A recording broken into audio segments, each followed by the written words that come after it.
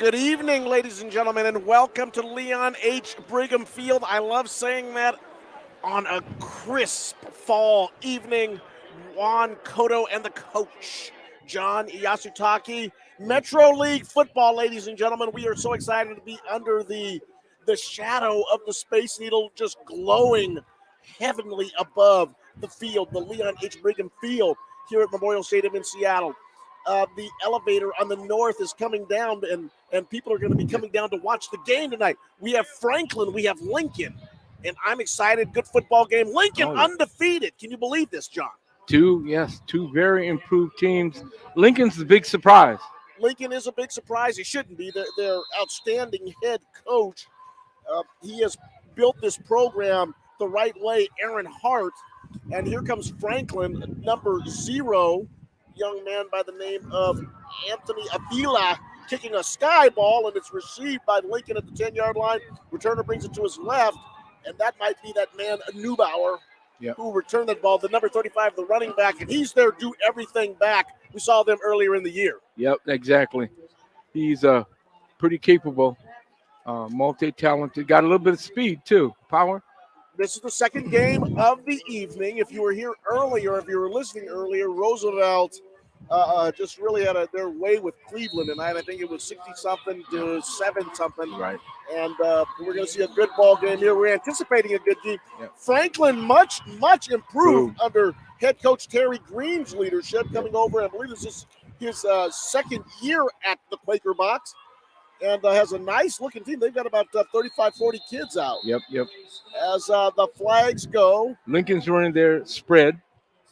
I've seen that formation before. And we're going to see it a lot tonight. Yeah. I don't know if it was Rick Dupree. I don't know who did this, but whoever left the cinnamon Altoids, you're my favorite guy. That was Coach John Yasutaki. I'm trying to find more. I can't find them anywhere. My goodness. I don't know if I should be doing a commercial for them, but they certainly are a very flavorable snack. Here we go in the first quarter, 11:53 to go.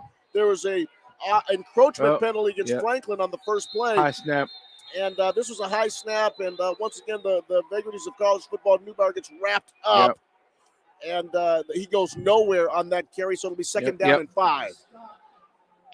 The penalty helps them out. Franklin obviously much improved. The defense is improved. Offense improved. Terry Green, he's got a number of the former Kennedy coaches on that roster with him.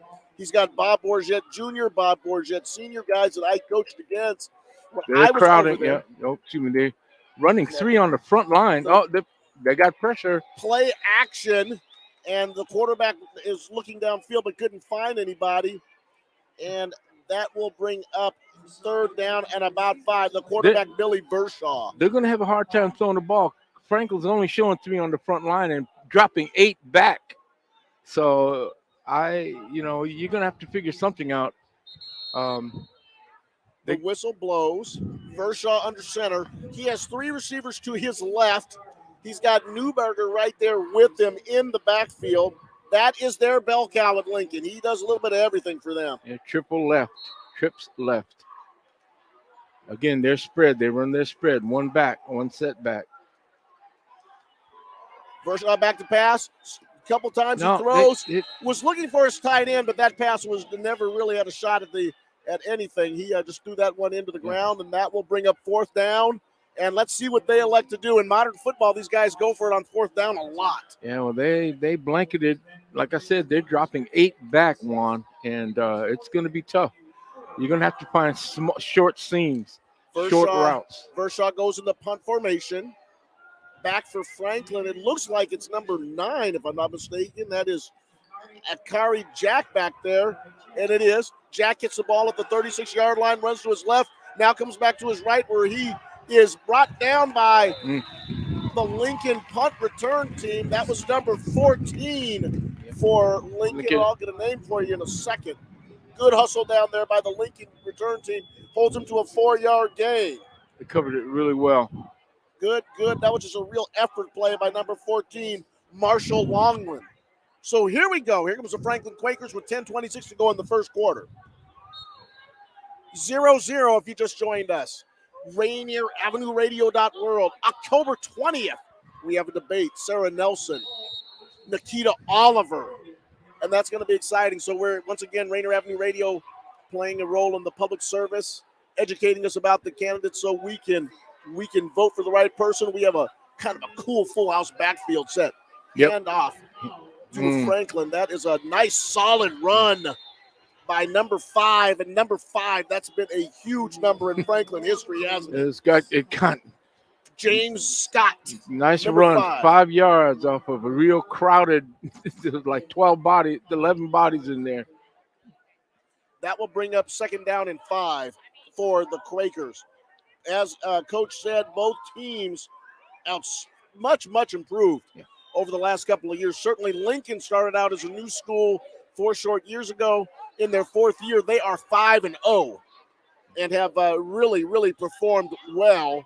Franklin won their first game earlier this year, and they've been able to remain competitive throughout the season. So it's exciting to see as the pitches to the left. Yeah. And nice run there, nice a cutback by this kid, number 5, and that's Scott.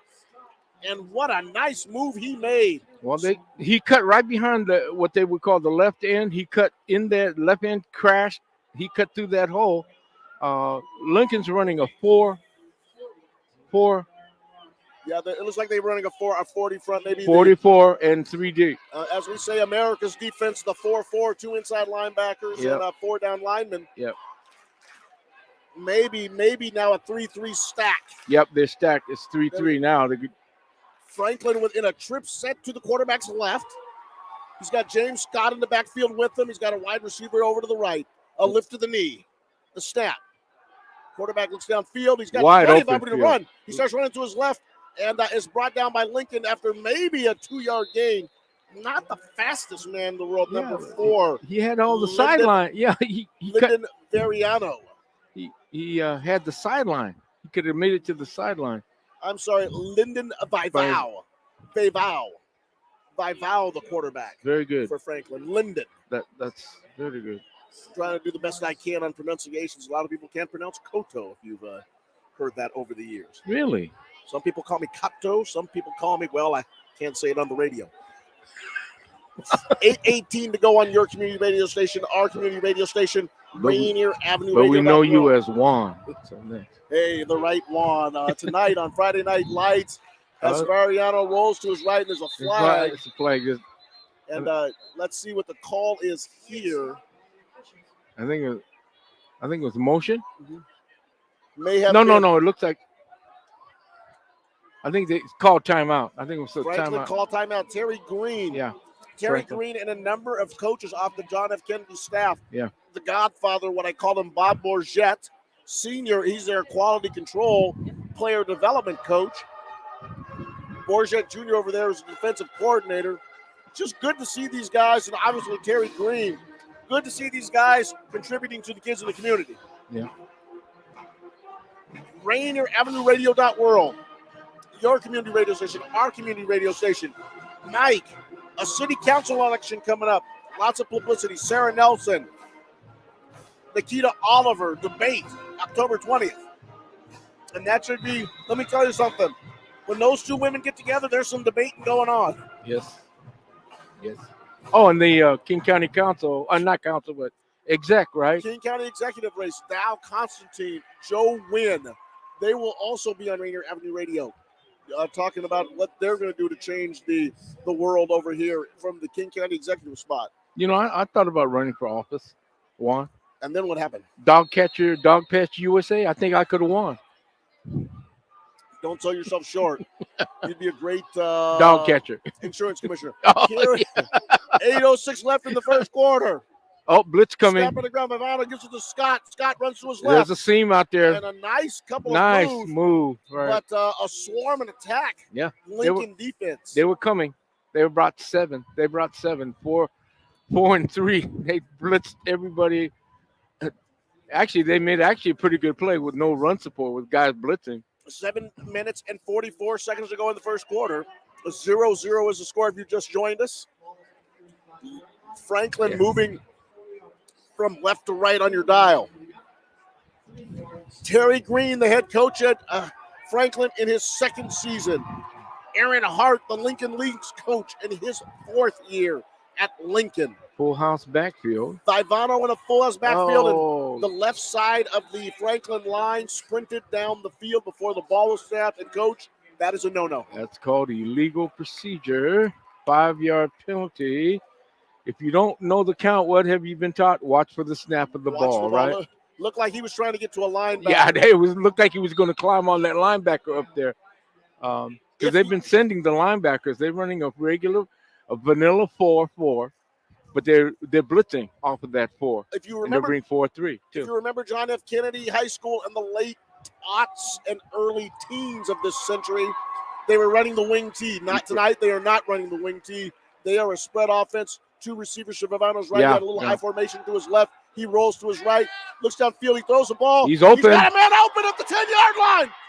And he breaks the tackle. No, he doesn't. He's getting held on to by the Lincoln defense. But he picks up a solid 30 or 40 yards. 32 yards on the completion. Yep. And Cleavon Bias is the one who makes that catch down at the 10-yard line. I thought he was going to be able to spin out of the grip of the Lincoln defender, but he could not. He's brought down at the 8-yard line, 1st and goal. Actually, the ball is on the 7-yard line for the Quakers. Vivao brings him up to the line of scrimmage. Full house. He's in a shotgun. Has 2 single backs to his left and right, and he gives the ball to Scott. They clear a big hole for Scott. He goes in. He walks Scott is in. Barely touched, Juan. They just went a direct handoff straight up the middle. Like you remember, A-gap. That's right. A-gap blast, and Scott is in. A tremendous job by the offensive line of Franklin, and that makes the score Franklin 6, the Lincoln Lynx 0. And the Lincoln faithful all here. They've got to say, hey, what's going on here? We heard Franklin has been struggling, but the ball gets taken right down the field. James Scott into the end zone. It's a pretty good march. A-gap is that gap between guard and center on either side of the ball. Well, he had a lot of gaps. He had a lot of gaps. He could have shot through the B gap too, which is over the tackle. But it's a direct handoff, and it's just a blast, as you called it. Anthony Avila, the right-footed place kicker. He's there to kick the ball. That ball is blocked by Lincoln. Lincoln gets through. Khalifa Mailing is the holder, and it looks like Avila is down. Avila is down, and the training staff is starting to come to look at him. Obviously, I hope he didn't get his shin blasted. Well, he got hit. He did. He barely got that. They barely got that ball. You could hear the ball go thunk, but then he got hit. They were in there so fast. As we used to say in the special teams coaching world, thump, thump. Yep, thump, thump. That was thump, thump. Yep. 6:13 to go in the first quarter. The extra point is blocked. Yep. It is Franklin 6, Lincoln 0. First thump is the ball getting kicked. Second thump is you getting kicked, getting hit. Juan Cotto and John Yasutaki, Rainier Avenue Radio.world on a crisp night out here. It's actually quite nice, so it's quite pleasant. Lincoln has brought a ton of fans out with them. They've got their, they've got a whole section in their marching band. And their yell leaders and the pink hats and everything, celebrating breast cancer awareness, right? Avila starts jogging off the field, and you probably heard the applause in the background. Franklin looks like they have a nice little crowd building over there on the south end zone. Mm-hmm. So they're getting some people out tonight. I think they got a fairly sizable crowd. Of course, their cheerleaders also with the pink pom-poms. As you recall, 7 years ago, I was head coach at Franklin High School. Will always be a Quaker in my heart. And I love that community over there. And great to see that this coach here, Terry Green, is building a nice program over there. Yep. Well, they've produced some really great athletes, James Hasty, etc. But as I know, when we were growing up, they were our rival because I was at Garfield, and it was always Franklin. But in the latter years, it's been Garfield Roosevelt. It's been the real battle. But yeah, that's right. But something, Franklin, and obviously with Terry Green's leadership. Yep, they're coming back. They will get this thing rebuilt again, and they're coming back. They know how to build football. Here comes Akari Jack to place the ball down to the tee. So Jack is going to be the one that kicks this ball. while Avila gets a little rest for a second, gets his leg looked at, and he jogged up the field. Looks like he's okay, but he's standing over talking to the training staff. And here comes Jack with the ball, and he kicks kind of as you expect. You know something? It's amazing because the kids don't play soccer anymore. I know. Yeah. You know, either you're playing basketball or you're playing some sort of football. They're not learning how to kick the ball. And nice attempt by Jack, but it sails out of bounds at the 42-yard line, and that's where Lincoln's going to start this drive. You bring up a very valid point. Special teams is the least. Descriptively speaking, there's not a lot of time that teams spend on it. We spend a lot of time. You spend a lot of time. Absolutely. You know, because Don James said it's offense brings the fans, defense wins the game, kicking game, special teams wins the championships, and it's always that way. Those things. That game, first game tonight, was a prime example. 21 points were given up by special teams. Here comes Lincoln out. Lincoln's out in black uniforms, a red stripe with gray stripes down the pants. They've got gray numbers. They've got black, and they've got some cool red helmet. They got black helmets with a cool red shiny design. Yeah, they look good. Yeah, that looks really it's a nice. Nice kid. Franklin in the traditional white with green. Green numbers trimmed in black. The green helmets. And Terry Green has some really cool logo designs on those helmets. They look good. So both teams dressed up nice. As we say in soccer, nice kits they have on. Right. 6:13 to go. Here we go. Lincoln at the 42-yard line. They run their spread. 2 wide left. Snap back to Vershaw, and the give is to Newberg, and he gets swallowed up in the backfield. But a flag comes out. Illegal motion. And it was an illegal motion. So uncharacteristically, because we saw Lincoln play a couple of weeks ago against South. Very few mistakes. Very few mistakes tonight. They've already made a couple. Yes. And a busted coverage, and now a couple of penalties on offense. Yep. And I think this is a little bit different game. Here comes the Lincoln Lynx. Aaron Hart signaling in the play from the sideline. Vershaw gets it. He brings his team up to the line of scrimmage. He's got 2 receivers to his left, 2 to his right. They're on the far hash mark. Right. Top of the hands from spread. Vershaw. They're running to his left, and it's him running the football, keeper. And he gets blasted by the linebacker, number 53 for Franklin. That is Isaiah Wells that got that tackle. Yep. He's a pretty big kid, too. On the play. Yep. Looks like he was held. So he was held, and that was an obvious hold, by the way. He busted through, shot the gap, and all he could do was be held. Yep, he got grabbed. This is uncharacteristic. That's three penalties. A loss of 10 yards on the penalty. It's going to be in midfield, but that ball's now at the 29-yard line. Yep. That's going to bring up second down and a long about 23 to go. Yep, 23. The scoreboard clock says 23. They heard me. Yeah, right. Juan Cotto and the coach, John Yasutaki, as Vershaw rolls to his left, fires a shot over there to his little wide receiver. Juan, that was second down, right? That was. Why not throw the ball a little bit more vertical? Those 8-yard passes, you got 23 yards to go. Why throw an 8-yard pass? I'm sorry. I don't understand that. If you have second down, it means you have third down and left to go. I'd go vertical, go deep. Marshall Longland was the intended wide receiver, and he's another one who is one of Vershaw's targets, and he made a couple of catches in the game we saw a couple of weeks ago. Yeah, but he would have caught it and only gained 8 yards on. 3 receivers to his right. He throws. Short pass. Oh, he dropped it. The field, he dropped it. He wasn't going to get much anyway, but Franklin had it covered. If you understand what I'm saying, why? I mean, like I said, second down would be ideal to go vertical. That was the shallow cross for all of you air raid guys. Yeah. And he had the receiver going across the middle, but Long didn't drop it. He was covered very, very, very closely by number 16 for Franklin. Right. That was Jaden Thorne. Yep. Jaden Thorne was on him. Unless he make a miraculous run, he was not going to get much yardage on that reception. 5:25 nice in the first quarter. Good high punt. Nice high punt fielded at the 40-yard line by number 9 for Franklin, who breaks a couple tackles. He's finally fighting hard. That was Kari Jack on a wonderful 5-yard return. Yeah, but Wonderful and physical 5-yard return. And the first guy that hit him was his own man. He ran into the back of his own man. Step forward if you're going to do anything. Remember this, folks. When you're receiving a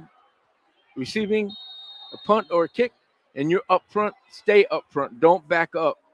The USC dad, Tony B, is taking pictures. It is what is USC? They are the scarlet and gold. Is that what they are? The scarlet and I don't know what they are. Yeah, it's gold. It's no. Not crimson, it's burgundy and gold, I think. We were joking with Tony B tonight. How much are you paying for that sweatshirt, my brother? $5.14 to go in the first quarter. USC. Oh, miss handoff. Oh, fumble handoff by Vival, but Vival picks it up. Yep. Vival's not a little guy. And No. He gets hit by a couple of defenders from Lincoln and brought down after a loss of one. He's not a little guy, and that's a nice agile move by him. They waved the flag off. There was a flag down on the ground, but the linesman picked it up. Yeah. He actually got back to the line of scrimmage. Second and 10. Vival turned to his left. There was no back, so he had to go back the other way. He also had to pick up the ball. Yeah. There's a little bit, some things wrong on that play, safe to say. I'm really surprised over the last weeks, and you've seen it and I've seen it, the mishandling of the snaps or the bad snaps. Everyone wants to go that short punt or that shotgun formation or that wildcat formation. And the snaps are not clean, Juan. It just throws it all off. Franklin brings out Vival, 3 receivers to his right, 1 to his left. Got a running back. They were kind of moving around. Yeah, that's illegal. Yeah, it's going to be. They're going to call that one back. They just weren't set. They had a late substitution, young man, the right tackle when running off the field. They replaced him, but I don't think the receivers got set on our side. No, they didn't get set. They were running. They were moving. Juan Cotto and John Yasutaki. Memorial Stadium in downtown Seattle on a beautiful crisp fall. John, the smell of autumn is in the air. And your favorite conveyance. That's correct. The elevator is going to the top of the Space Needle. The north elevator, to be exact, overlooking Queen Anne Hill. And, of course, those people are getting a free ride of this game. They watch the game, and they're probably listening to the Rainier Avenue Radio right now. Yes, I hope so. And I hope that they're listening to the debate. Nikita Oliver, Sarah Nelson next week. Yes. On October 20th. Yep. That's going to be a great debate, and we should be able to learn more about the candidates and participate. Hey, anyone who's listening to me, vote. Not in just the presidential election years. Yep. Vote for your local municipalities. It's going to be an important election that will really shape our community. Yep. And please participate because it's a responsibility we all have. And yes, you can look it up, John. I have voted in every eletion. For a long time. You were involved in several campaigns, too, as a matter of fact. I was. As a matter of fact, as Vival comes up to the line of scrimmage, he's got 3 receivers to his left. They got three up front, and they got 8 deep. Takes 2 steps, and now he rolls to his left. He doesn't see anything. He starts to being right a couple of defenders, but James Newberger knocks him down, and the Lincoln defense says, hey, no, not so quick. And I got to be honest with you, he gained about 6 inches on that play. Yep, he gained 6 inches, but pick up 3rd and 9. It's going to be tough to pass with 8 dropping, 8 deep. It's not. The configuration is not. It's not good. They're only rushing 3. Lyndon Vival. Lyndon, I love that name. Lyndon Vival, the quarterback, wearing number 4. When I was at Franklin, and actually when I was at the Highline, no single-digit numbers for me. Yeah. Good spot over him, and I called attention to got rid of them all. As he throws a bullet down the field. Almost. And Akari Jack almost got that, but we'll see with the flag. The flag is down here in the backfield. Roughing the passer. And they hit him late. Roughing the passer. And we'll see what they call. It will be a hold on Franklin. Oh, Franklin hold on. Okay. So it is going to be 4th down and about 9. Vival took a shot. No, they hit him. Football. I thought it was going to be roughing the passer. They did hit him late. That ball was gone, and they hit him. Vival kind of checking his inventory right now, taking some deep breaths, and he's going to go ahead and kind of stride off the field there, slapping hands with guys as he goes off. 3:10 to go in the first quarter. It is Franklin 6, Lincoln 0 on your community radio station, Rainier Avenue Radio.world, and John Yasutaki, a little bit of a drizzle coming down. Yeah. Newberger back. Couple of folks back there for Lincoln. Let me see if I can get those numbers and find out who those are for you. There you go. Another penalty. Avila's back in the game, and he kicks a nice high punt, which is going to be a practice punt because the flag came out. And I believe that may have been delay of game. Delay, yeah. Let's see what James says. James, the referee. Oh, illegal substitution. Illegal substitution. Illegal substitutions. They must have broken the huddle with 12 people. 12, right. And that's never a good thing. Number 23 is back there that's Billy Vershaw, the quarterback down there, going to return this punt. And looks like number 18. Is that 18 or number 10? Vershaw back. I can't see. And those numbers. Those are too hard to read. Nice kick. End over end kick by Avila. Oh, no. Let's see what it is. The ball took a bounce at the 30-yard line roughly and bounced back about 7 yards where Franklin picked that ball up and downed it. That was number 41 who downed it. William Thomas picked that ball out of the air and went ahead and got it down. So here comes Lincoln going to start their drive on the 36-yard line. 3:01 to go in the first quarter. Juan Cotto, John Yasutaki, sitting on the north grandstand of Lincoln tonight. Lincoln has the ball, and the quarterback, Billy Vershaw, calling signals. He's got a doubles formation, goes out to the left side. That ball is complete, and the receiver breaks a tackle and gets to about the 50-yard line. First down.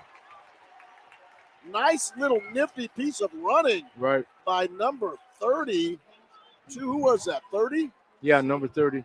Actually, it was number 30. No, hold on. 31. 38. 38. No, it's hard, man, hard to read the numbers. Joaquin Garcia, I'm going to credit you for that. Joaquin Garcia, nice little play. Here goes Vershaw to his right. He's running the ball himself. Nice little student body right sweep. Gets out and picks him about 1 yard. Franklin guy whipped. He sure did. Franklin guy whipped. He had him for a loss or no gain. Franklin outside cornerback came up to give support and just turned his back and threw it at Vershaw. Vershaw, really, really smart, coach. Let him go by. Yeah, let him go by. And then picked up a yard and went out of bounds. In baseball, that's a whip, I guess. Lincoln now into Franklin territory. They are on the 49-yard line. It is second down at about 9. 2:20 to go in the first quarter. And running trips left this time.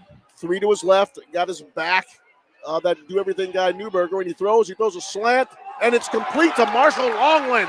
Longland catches the ball at the 37-yard line. Let's make it to 38. Great diving catch by Marshall Longland. Mm-hmm. And actually, Vershaw put a little zip on that Zip ball. on it. Yes, he did. 2 to his right, 2 to his left. They don't even want to see if the replay will change it. Handoff is to Newberger. Newberger makes a nice little run, cut back to his left, and they push the ball. He's still going. He's still going. What a run by Newberger. Just when you thought he was down, right? Momentum was stopped. He pushes through. Of course, the whistle blew, and they're going to stop that after a gain of 7. Hard run by Newberger. He was still on his feet. Vershaw trips right. They were triple right. Hands off again to Newberger, and this time they close that down. And the Franklin Quakers have a pretty aggressive defensive end over on that side. Yeah. I'll tell you, that's number 3 and number 54. 2 really good-looking athletes bottle up that play. Yep. Number 54, he doesn't, or actually number 51. Let me see who that is. That's Jamal Tyler, nice-looking athlete. Athletic play as he warded up the block and got an arm on Newberger and brought him down. That'll bring up third down and about 2. Ball on the 30-yard line. Vershaw back to pass. Looks to his left. Throws. It's complete, and unfortunately, it is dropped. Well, look at it once. Look at it twice. Yeah, he's trying to run before he got the ball. Caught the ball. That was number 38. Yeah. And they don't have a number for him, and don't have him.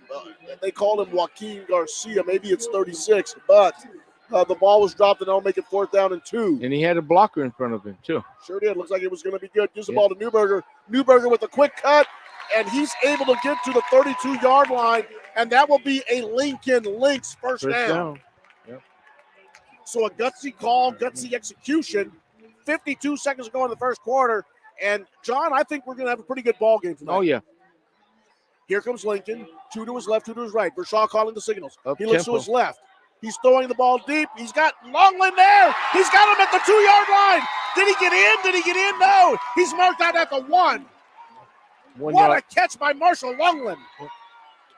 And you know what's so curious? There were 2 Lincoln receivers right in the same area, right in front of each other. You see that in high school football. Yep. Longland a little bit taller, went up and got that ball. Yep. Lincoln comes up, 30 seconds to go in the quarter.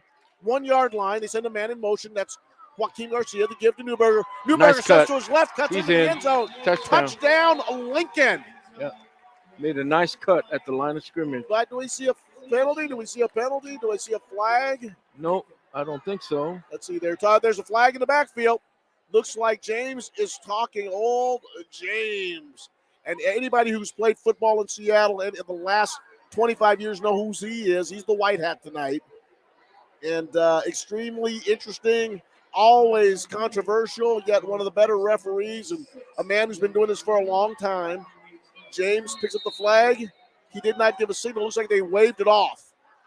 So whatever the call was, it is waved off. 21 seconds to go.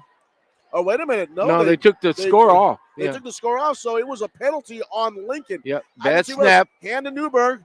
He runs to his left, and he's brought down at the 2-yard line by the Franklin defense. And there are 2 flags out, one on the far side and one on James again. So let's see what he's talking. He's talking to Billy Vershaw. Yep. Let's see what the call is. I think it's going to be motion. It could be. It looks like he's talking to him. Illegal shift on or the motion. Lincoln Yeah, Lynx. shift, right. So James is basically telling Billy Vershaw, hey, you got to get those receivers and they have to get set. So they got the ball to the 1-yard line. They tried to go hurry up, and in 2 plays, they've lost 10 yards. All right. Aaron Hart is pleading his case, and James is out there talking to him. James is being very dramatic and telling he actually pushed that hand back, told him to get back on the field. Hart's yelling at James, and James is, and trust me, when I was at Highline, I had a couple of conversations like that with James myself. James will say, get off the field. Thank you. I'm going to call. This is what I saw, and it's first down, and you have the ball on the 11. I have the whistle, and I wear the stripes. James clocks it in. 15 seconds to go in the first quarter. Franklin 6, Lincoln 0. Motion across, yeah. Leon H. Briggenfield throws the ball, and a nice play by Jack. Yeah. Got his hand on that. Jack on the corner swatted that ball away from Marshall Longland. Just a simple slant, an in route. Right. They're running that spread. I would think on the goal line, maybe I would want to think about tightening it up, bring everybody in, and just go power towards the end zone. I don't know. I'm old school. That's an old time religion. Yeah, I'm old school. And it's good enough for me. It was good for my papa. It was good for my mama. That old time religion. Because you don't have a lot of room to run around when you spread out like that. You're near the end zone. Juan Cotto and the coach, John Yasutaki. Billy Vershaw sets up a screen to Newberger. Newberger he's got an opening. 5, sprints to the 4, and it looks like he got cut down at about the 3. He's about at the 3. As the quarter comes to an end. So they'll flip-flop the field. They'll move that ball 96 yards over to the other end of the field. That is going to be the end of the first quarter. It will be Franklin 6 in the record book, Lincoln nothing. And we'll see what they do in the first play of the second quarter. And here at Leon H. Brigham Field, we are in downtown Seattle. And let me tell you something. We're going to go to Daniel Bellis. Thank you, Juan. Lots in action. I don't know where to start, but I'll tell you that number 1, Marysville Pilchuck in 3A is down big at the half to number 19, Arlington. They are down by 3 scores, 28-7. Whoa. If they lose this game, it'll be 2 weeks in a row of number 1 going down because O'Day lost Eastside Catholic last week. So if this holds on, number 1 will go down twice in a row. Mm-hmm. Eastside Catholic and Rainier Beach in a 1-score game, 14-13 is your game at the half, and it's only the difference between 1 missed extra point by Rainier Beach is the difference. 14-13, Eastside Catholic leads Rainier Beach in the number 6 game. Number 2, Bellevue, well in hand in that one, 32-7 over number 17, Liberty. And Garfield and Seattle Prep are knotted up at 21 apiece with 1:20 left in the first half. Also, and currently in action, Ferndale at the half, big over Stanwood, 35-14 in that one right there. Mountain View trails Prairie by 1 point. Number 12, Mountain View trails Prairie by 1 point, 8-7 also at the half. Time for your second quarter action right here. Your community radio station, our community radio station, Rainier Avenue Radio.world, Memorial Stadium, downtown Seattle. And thank you so much, Daniel, for those updates. A lot of exciting games going on. And it looks like we're going to have a new number 1 in the 3A bracket of the state of Washington, unless something goes on really quick up in North Seattle. And to that point, the number 41, and I don't like to bring up kids' names and mistakes, but it was so obvious. He ran through and encroached. Mustafa Shabazz, number 41. Half the distance. Man, he shot out of there like Carl Lewis at the Los Angeles Olympics, or Ben Johnson in Seoul, South Korea, for those of you that remember. Yep. Vershaw claps his hands. They knew the ball half the distance. He rolls to his right, throws, and he misses him. Yep. He misses him. He misses receiver in the corner, and that should bring up 4th down. Yep. Juan, that was play number 6 when they were on the one foot line. That's 6th play. This will be the 7th play. And like I said, they got to score something. Something tells me this ball is going to go to Newberger or Marshall Longland, number 14. That's the only thing about having one of your better players standing about 30 yards away from you out on the outside. But Newberger's back there with him, and he's an elusive running back, and they've got a little bit of space over the left side. Let's see where they go. They give They're coming hard, and they got through. Him. They knew it. They knew it. Yep, they were. And they shot the gaps, and they shut it down. And Franklin, you can tell they got a little fire going over there. Yep. That was number 3. That was Camonte Banks. Camonte Banks shoots the gap, and he brings down Newberger, and that will be it. So having the ball on the 1 yard line, 1st and goal from the 1, could not get it in, lost 10 yards in penalties, and they could not get that ball in there. No. How much of a difference, we don't know. This could be you talked about it earlier, the little things. Right now we're out in the plateau tonight. Yep. You have Eastside Catholic 14, Rainier Beach probably missed an extra point. 13. Yep, exactly. But that's going to be a good ball game, and I know that Corey Sampson, if anybody, can bring those guys back. Yep. 11:51 to go in the second quarter. We are 9 seconds into the second quarter. If you're anywhere near downtown Seattle, this is what I suggest you do. Come down to Memorial Stadium, pay $6, come watch a high school football game. It is a beautiful night. It is a romantic night. A little drizzle coming down out of the skies. Yes. But nevertheless, an absolutely gorgeous night for high school football. The teams are taking a timeout. I did not catch who took that timeout, if that was Franklin or if that was Lincoln. But Franklin has the ball. They will have the ball on the 5 yard line, and we'll see what they do. And let me tell you something. If I know Terry Green and Bob Bourget, they like to throw it deep on these. Okay, they're kind of like the Oakland Raiders. Yeah. And I'm sure they got a little bit of speed out there. Let me see what they do. They might go for the quick strike right now. Here comes Franklin out in their white uniforms, green helmets, the traditional Franklin colors, green and white, green helmets, and the green numbers on the white uniforms. Franklin across the top of the jerseys. Full house backfield. They do. And let me see. There's another penalty out here. Let's see what goes on here. Delay a game. Oh, illegal procedure. Somebody was moving. A little bit of a conversation, and they're going to move them back half the distance. Somebody was moving. Probably a lineman. But you can't afford to make mistakes like that down here. I mean, you got to be disciplined. Here comes Franklin up to the ball right now. Once again in their full house backfield. Vaval brings him left. He hands off up the middle, and he just gets stoned. Yeah. That goes nowhere. I believe that was Scott. Didn't see who the I couldn't see who that was either. Just a simple dive play. Once again, going back to that A-gap dive, but they said, no, don't run that here. And Scott goes down. It looks like he may have lost about a half a yard. That'll be second down. Well, they Rainier Avenue Radio.world. Nikita Oliver, Sarah Nelson, October 20th. Debate. Rainier Avenue Radio.world.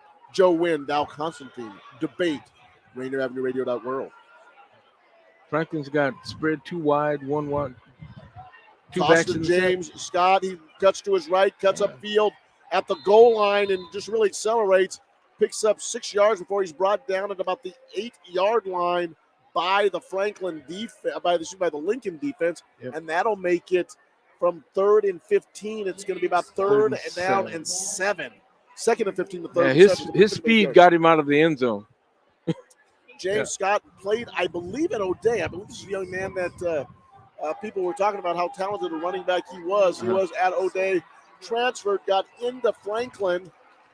May have been a little bit of controversy in regards to that, but nevertheless, they give the ball to him again. A couple of nice moves, and there he goes. He cuts back at the 15-yard line, breaks out to the right, and he's finally dragged down at the 25-yard line.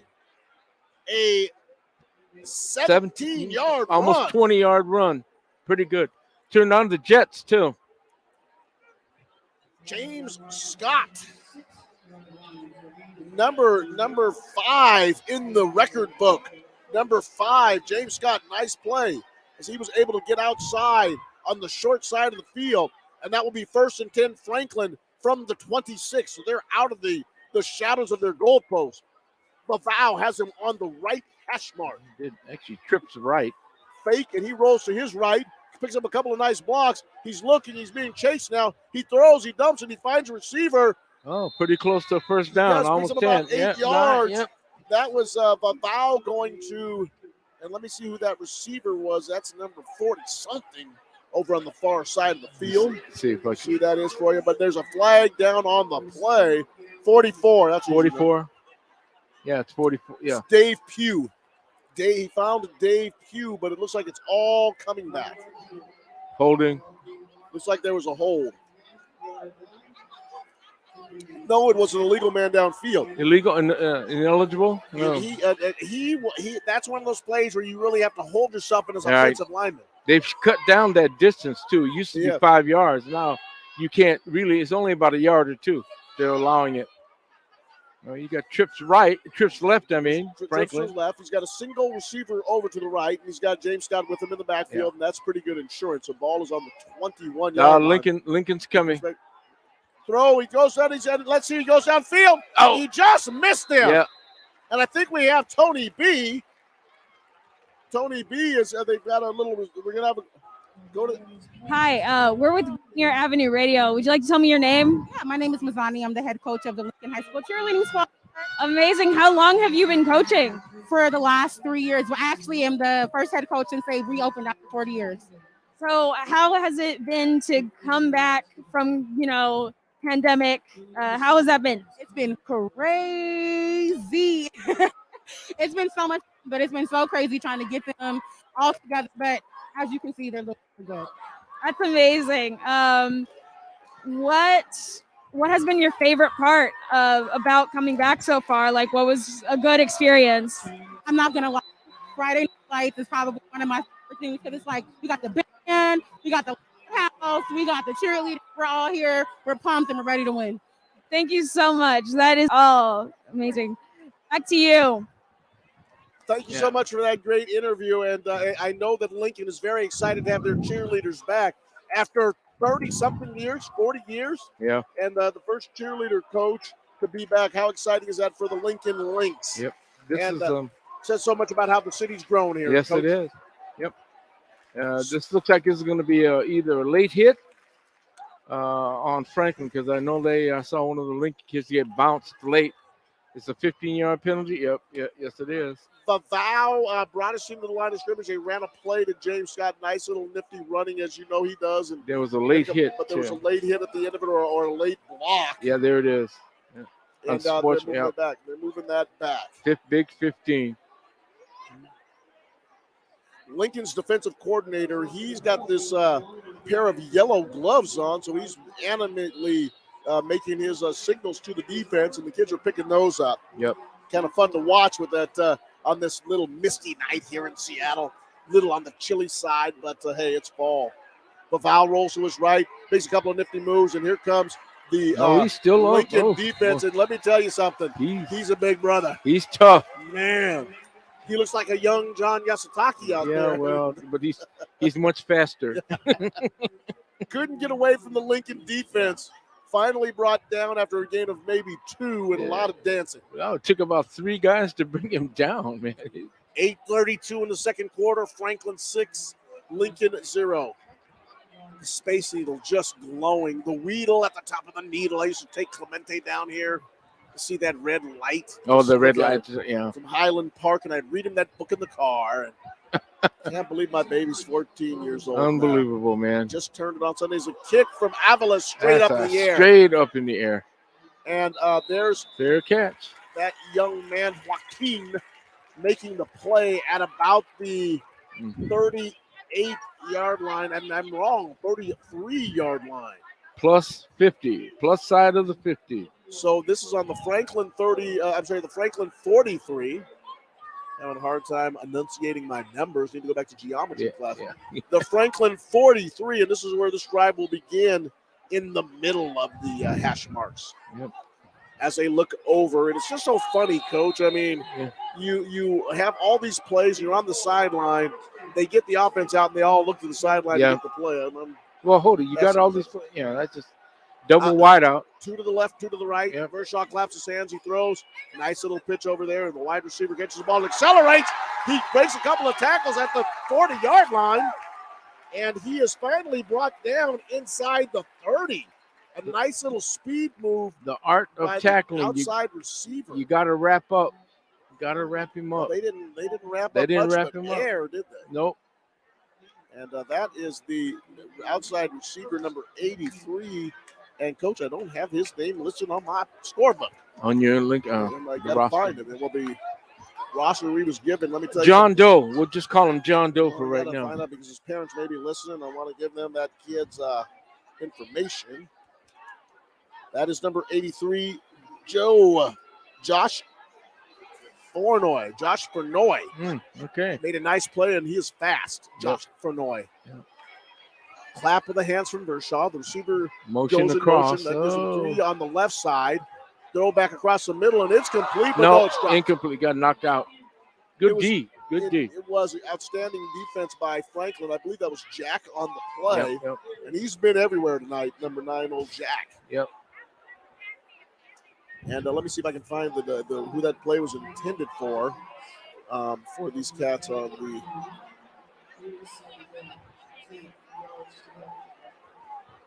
Man. That was Jack Leary. Jack Leary, the intended receiver. Yep. Vershaw claps his hands.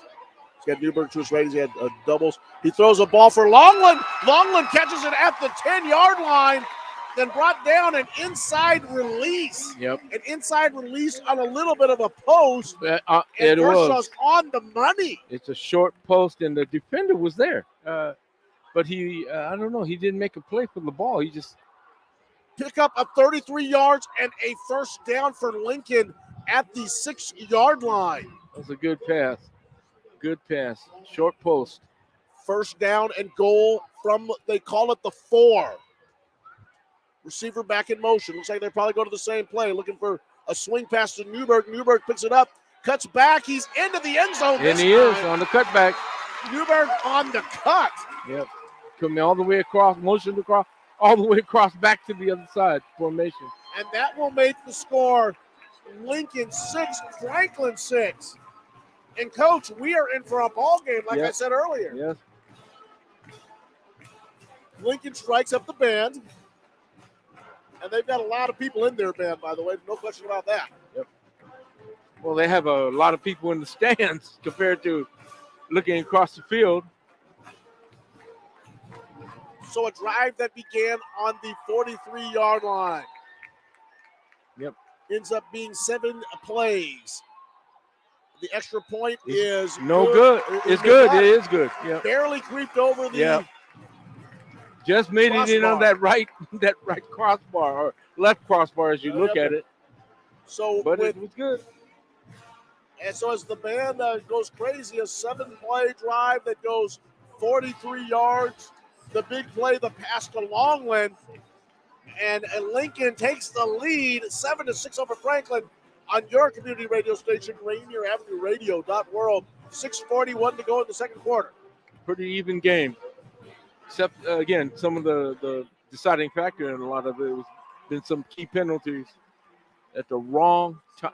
Penalties are wrong anytime, but at the wrong time, especially on the goal line. Lincoln High School, and obviously it's one of those north end schools, they closed down and helped me because I remember when I was at O'Day, I remember playing and watching Lincoln. Yep. And let me see, Lincoln High School, I'm going to go to the Wikipedia page, and I'm sure they'll tell me all that there is to know about Lincoln High School, Seattle. They closed down somewhere in the 70s, I believe. The principal there now is Ruth Metzger. So we played against them in the Metro League. They were South Division. We were South Division. So we played against Lincoln. I believe that's Vershaw kicking it is. Vershaw does everything. He's their quarterback, and he kicks the ball to James Scott. James Scott hands the ball to Jack. Jack runs to his right. He's got a little bit of a seam, and he breaks to the outside. He's not down yet. Oh, he's out of bounds. Dances Nice. it around the 25-yard line. So a very, very spectacular 20-yard return from Jack To get to the 30-yard line. after taking the handoff from Scott. Yeah, actually, 20. He got to the 21, So Lincoln 26. was closed in 1981. Okay. And 81. how different was Seattle 40 years ago? So Lincoln closes in 1981, and then it comprehensively renovated in 2019. Yep. And the school reopened. Yeah, in the interim, they opened it up for Garfield when they were rebuilding Garfield. Oh, do we have an interview coming on? And where is she? Motion across. There you go. Oh, bad. Oh, there's a bad snap. Bad.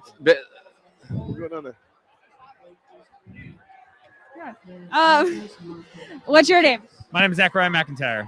Amazing. How long have you been coaching the band? This is my third year as the band director, and then I served on the design team for Lincoln before we opened the school. Amazing. So how has it been like coming back from the pandemic and now you're here? It's absolutely phenomenal. The spirit of the band is great because every kid is just excited to be back together again. Fumble. And having a good time. That's amazing. So can you tell me one of your favorite experiences you've had so far? They're outside. The band played amazing. The crowd stuff. We won. It was great. The first game was amazing. All right. Do you have anything else to say? No. Go Lynx. Thank you so much. See you. Always great to strike up the band with the band.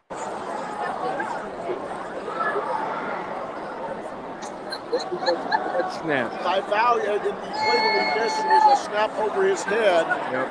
And he made a spectacular play to get that ball down and recovered at around the 9-yard line. He just rolled to his right and threw a pass a la Carson Wentz. He had a guy hanging on him. And looks like he comes up a little lame as that pass floated to the ground. James threw a flag out, and let's see what this is about. Flag rests at about the 10-yard line, and James is going to call a foul here. Looks like it may be against Lincoln. Let's see what they call this. Marching through the middle. Down there, Personal foul? What? Okay. All right. He went across the line of scrimmage. Yeah, ineligible. So illegal forward pass. Illegal forward pass. And so, but Juan, go ahead, sir. There hasn't been a game that you and I have worked, and Rick and I have worked, where snaps have been terrible. Every single game. You want to go to that short punt or the shotgun formation, you got to get a snapper that can get the ball there. I don't understand it. One of those things that's easier, obviously, said than done. Yeah, I just then if that's the case, if I don't have a snapper, I'm going to a straight T, T snap, quarterback on the center. 5:10 to go in the second quarter. Lincoln 7, Franklin 6.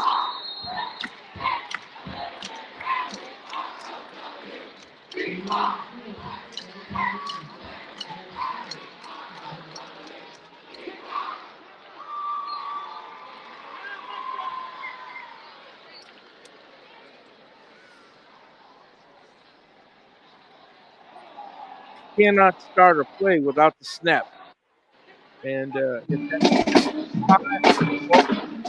not only that, and you have a quarterback who has to grab it and fumble with it, it throws everything off. I think you would be able to get that, but let me tell you something. After coaching it last year and repping it and repping it and repping it, it is so hard. And these are high school kids, and that's when you get the high school jitters, you get the high school fingers. Yes. Sometimes you get the high school snaps. Yep. Well, you know, like I said, most centers, their first, we teach it this way. Your number one job is to snap the ball. Forget about the block. We're going to tighten up with two guards, and we're actually going to put them foot to foot with you, so they'll help protect you. But you got to get the snap off, and it's got to be clean. Your community radio station, our community radio station, Rainier Avenue Radio World. If you like politics, and we do, although James, John, and I will not commit to doing a TV show, a radio show on politics. But if you like it, we do it, and we have a blocked punt. We have a blocked punt.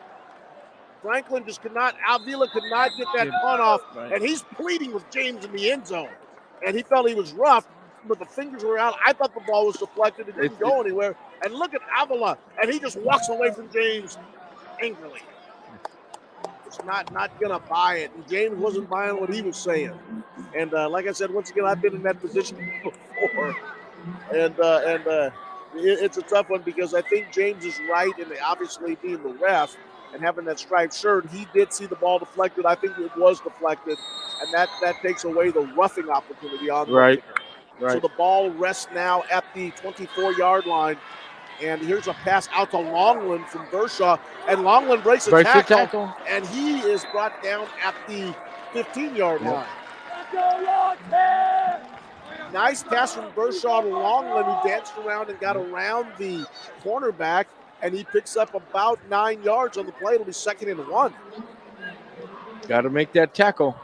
Wrap him up. Aaron Hart flashing in the signs. If you're a defensive coordinator, and I have been, I'd look at this ball going to Newberger, and we'll see where they go. Bershaw brings his team up. He's on the far hash mark. The double wide. To the left, claps his hands. Now he sends Newberg in motion. Now it's overloaded to that. Oh, pass over the middle. Longland again. He found him. He found Marshall Longland. And Longland hands the ball to the referee. That was he did a straight drag. Shot up the field, cut across the field, dragged it across the middle. That will make the score Lincoln 13, Franklin 6. So all we need this time is 2 plays, and they're in the end zone. On the post, the Marshall Longland. You call it post? I thought it was just a drag. It looked like the same thing coming across the middle of the field. You know something?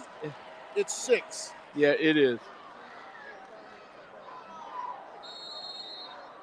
And actually, it was a real shallow. The left-footed kicker, Eddie McKay. He's there and hits a bullet through the uprights. McKay hits a bullet.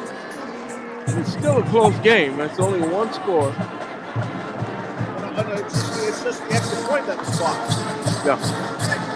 Having said that, 4:15 to go in the second quarter. Franklin down 14-6 behind Lincoln. Lincoln on a touchdown to Marshall Longland.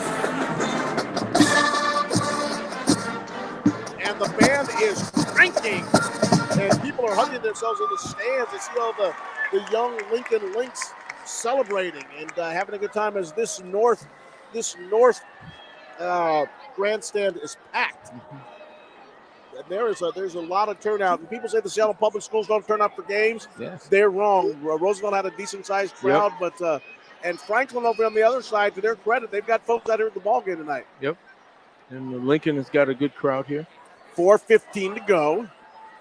Lincoln 14, Franklin 6. And here's Billy Bershaw, the quarterback, and good also kick. the kickoff kicker, and he blasts one. Good kick. James Scott, who catches the ball in the end zone. Touchback. And that's going to be a touchback. In high school football, if you get in the end zone, that's a touchback. It takes 60 yards to get there. And what do you think? I mean, from a physics standpoint, how many miles an hour does the ball have to go to get to the end zone? No, Jaymanese. Well, you're kicking what? 45 yards, 55 yards, 60 yards. 60 yards. At You're home. going, I was thinking pro. For the people. 65 yards, For you. 60 yards. You're kicking an object that weighs, about 12 ounces weighted? Yeah, something like that. But it's going what? How many feet up and how far? But foul under center. Gives the ball to Scott. He breaks to his left, and he's greeted by a bunch of angry Lynx. Looks like he lost about a yard. I would say that ball's got to travel at least 15 miles or so an hour. At least 15. That's a really good guess. The engineer, Coach John Yafutaka. No, just a guesser. How much fun is this on a Friday night? Yep. Underneath the glow of the Space Needle. Absolutely beautiful night in Seattle. Fall is here. Fall Just is here. A little drizzle, just a little drizzle, not much. Full house backfield, I formation. Homecoming at the University of Washington is a give as a Scott. He runs to the right side of the Lincoln defense. Not much. Not much. Lincoln's defense, nope. We're not going to do it. Not going to do it, Mr. Scott.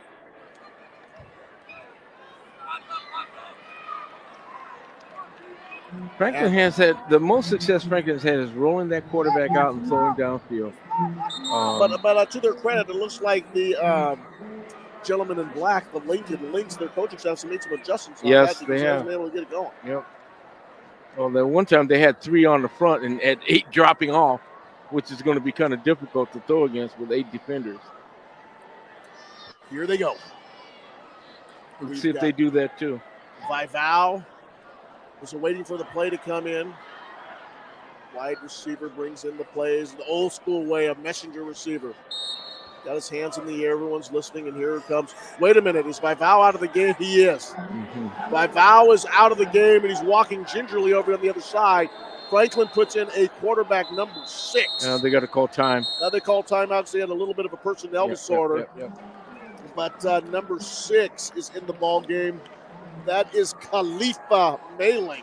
Khalifa Mailing comes in, and looks like Franklin had to call timeout. So Vival is walking off a little bit of an injury. He's over at the medical staff. He walked way down to the 40-yard line. He's walking of the back. dugout. Yeah, Now he's walking back now. He's kind of jogging a little bit. But what I just saw on that Franklin formation, Lincoln had 3 up, but this looks like they're going to bring 5 on a blitz. But they're still going to cover fairly. If you bring 5, that means you got 6 covering. 2 minutes, 54 seconds to go in the second period, or second quarter. And I've been watching so much hockey, I called it the period. Oh, my goodness, we're going to go into intermission here in a couple of minutes. When we do, we'll have Daniel Bellis go ahead, and he'll give you some updates around the stadium, some of the scores that we heard at the break in the first quarter. So, as they say, Juan, let's get the puck out of here, huh? That's got to get the puck out of my brain. How about those Kraken? If the season ended today, they'd be a playoff team at 1-1. Well, they did very well in the preseason, you know. But they won. Obviously, they start the season on Tuesday night with a game in Nashville, and they lost. In Las Vegas, and lost that the battle of the 2 expansion teams. And they beat the Predators, the Nashville Predators, last night for the first win in Kraken history. So congratulations to the Kraken. As the Vival back to pass, takes 3 steps, he throws, he finds a receiver going across the middle, and the receiver breaks a tackle. He gets past the first down markers, and he's still going. Yep. Out to around the 36-yard line. Good run, good catch, good run. Number 11, and you're going to like this name, Bubba Banks. Bubba Banks, number 11, breaks a couple of tackles, gets to the sideline, and he picks up a first down for the Quakers. And it's going to be their ball on the 36-yard line. 2:24 to go in the second quarter. Much better. First and 10 to the Quakers. The foul back at the ball. The timeout allowed him to shake off whatever he was looking to shake off. He's got 3 receivers to his left, pitches it to Scott running to his left. Scott stiff arms the man, gets to the outside, and then he's dragged down by the Lincoln defense. And He's hit hard. And he gets hugged. James Scott getting pulled down. I think the Franklin coaching staff was looking for the horse collar. Yeah. Looked like he was more pulled down by the shoulder. No, he was grabbed around kind of like a hug, literally. Make it around 2nd and 7. 143, 142, 141 to go in the quarter. John Yasutaki, Juan Cotto, foul. 3 receivers to his right. Also a Scott to his right. Takes a couple of steps back. He starts to run. He's running. He pulls the ball down and runs now. And good. And he picks up about 6 yards. Pretty close. Pretty close to that first down. Kept looking downfield and kept fake pumping. Yep. That had all of us looking downfield. And he was able to break through and make a nice little gain out of a play on that. They're running a hurry up now. They're going to have three receivers on the left side. 105. Yep. 104. They got to hurry. 101. They got to hurry. Here comes the Quakers. 3rd down and 1. Laval picks the snap up off the ground, gives it to Scott. Scott makes a nice run. Yep. Got hit a couple times with tough run. Do some guys. Scott's a tough runner. Spinning on there, and he just dug it out. 49 seconds to go as they move the stakes. It is Franklin's ball on the 48-yard line.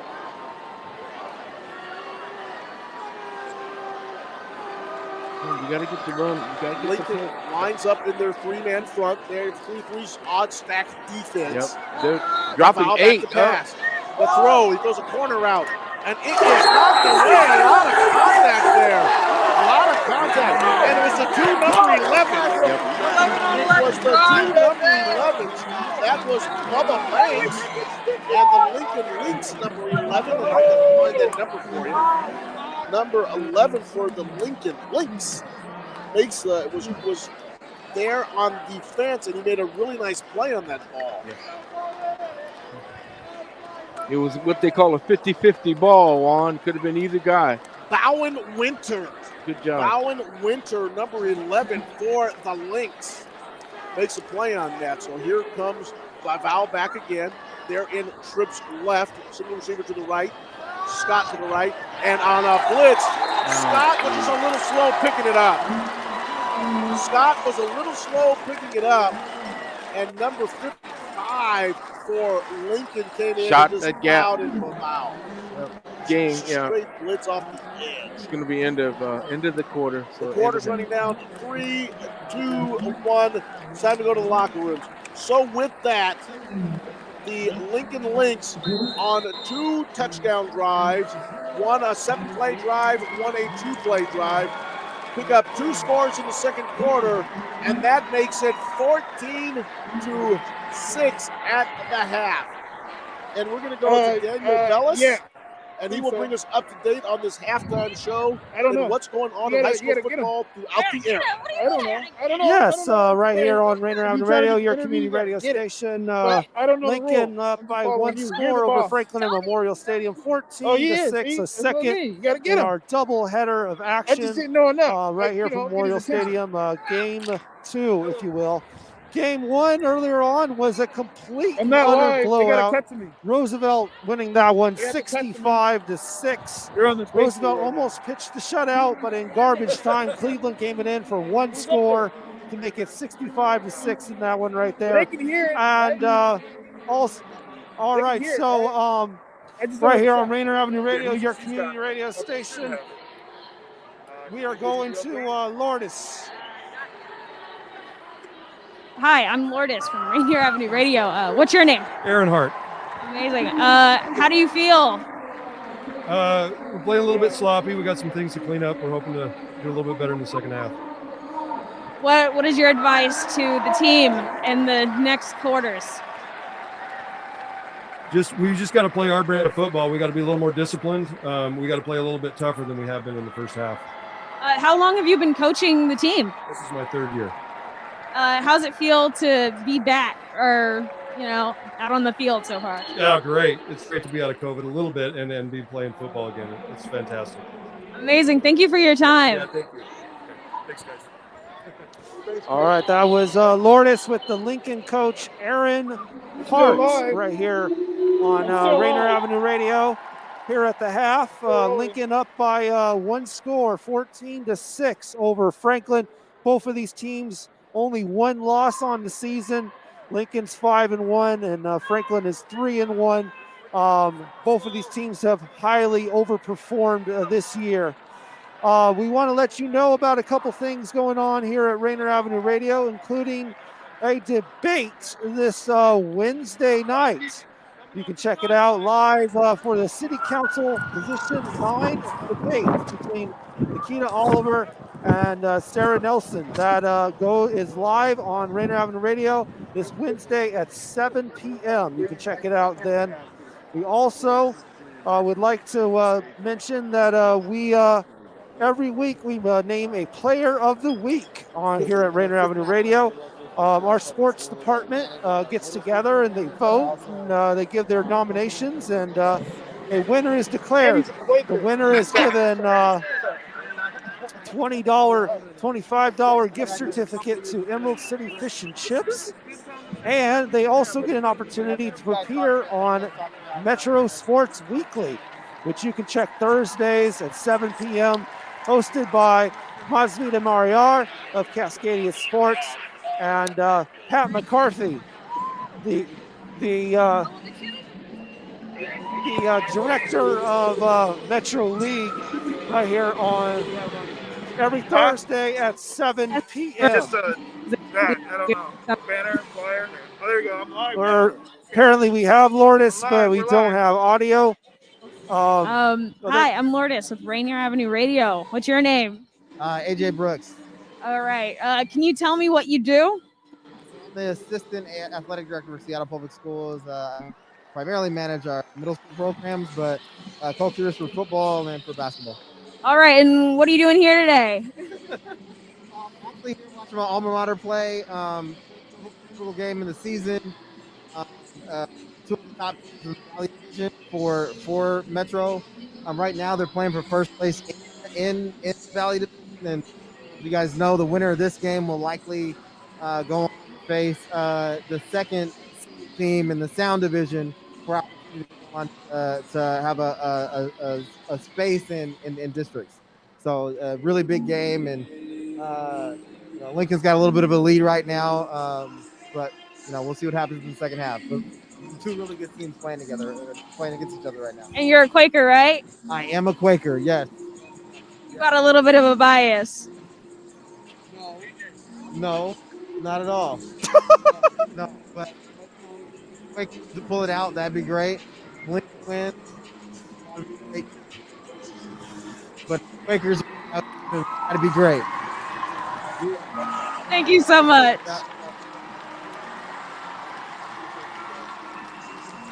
All right, you're live on Rainier Avenue Radio here at halftime, and you can see that the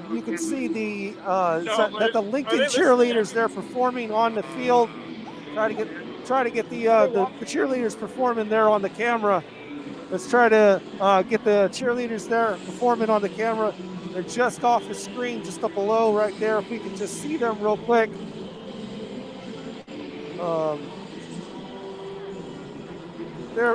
If we could just go down with the camera just a little bit so we can see those Lincoln cheerleaders performing. If we could just lower the camera just a little bit so we can see the cheerleaders performing. All right, anyway, here with some more scores for you right here at the half, including Marysville Pilchuck adding one more score to make it. They are now down by 2 touchdowns. Number 1, Marysville Pilchuck still trailing number 19, Arlington, 28-14 in that game right there. Still down by 2 touchdowns. But Eastside Catholic Rainier Beach is still a very close contest. In fact, the only difference is just a couple extra missed points by Rainier Beach. It's 21-19 here in the third quarter, 6:42 left. Eastside Catholic leads Rainier Beach 21-19 in that one right there, just by 2 points. Bellevue is way up here in the third quarter, 9 minutes left over number 17 Liberty, 39-7 right there.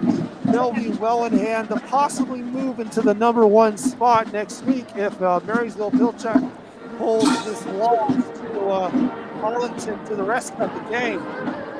Also in top 20 action, Yelm, big win over North Thurston yesterday, 47-6. And that one right there, Ferndale in the third, with 4 minutes left in the third. Ferndale big up, way over, dominating Stanwood, 48-21 in that one right there. Third quarter, 4 minutes left there. Number 9, Kennewick gave Hermanston the huge goose egg and showed him the door. 42-0 right there. Number 9, Kennewick improves to 6-1 on the season. Seattle Prep and Garfield. Number 10, Seattle Prep. Number 14, Garfield. Man, a lot of scoring, 28 apiece, all knotted up at a half right there. Number 12, Mountain View, has played this game super close for most of it. They trailed Prairie by 1 point, 8-7, but they scored a field goal. A field goal and a touchdown to make it 17-8. Now with 2 minutes left in the third. It's now 17-8 right there for Mountain View. And Spanaway Lake yesterday, 41-6. 41-6 for them right there. As well as 41-6 for Spanaway Lake, way over Bonnie Lake yesterday. Auburn Riverside won in a very close one against Auburn Mountain View by only 1 touchdown, 28-21. It moves Auburn Riverside to 6-0 on the season. And at the half for number 18 Mount Spokane, they lead Meade by 1 touchdown, 17-10 in that contest right there. In a game that got put together at the last second, Mount Spokane had a game canceled, and they're lucky to have played Meade, and they're only up by 1 score right there. As well as Timberline, number 20 at the half, only by a couple points over River Ridge. It was a 16-12 right there at the half. Timberline over River Ridge. In Metro League action, Chief Self up by 1 touchdown over Nathan Hale. 15-7 in the second quarter is the latest report right there. And as you can hopefully, as you can barely see right there on the field with the Lincoln cheerleaders still performing there at the half. If we can get the other camera tilted down a little bit so we can see the cheerleaders on the field. Also in Metro League action, and a very interesting game between Ingram and West Seattle. The Ingram coach was actually ejected from the game for unsportsmanlike conduct, apparently.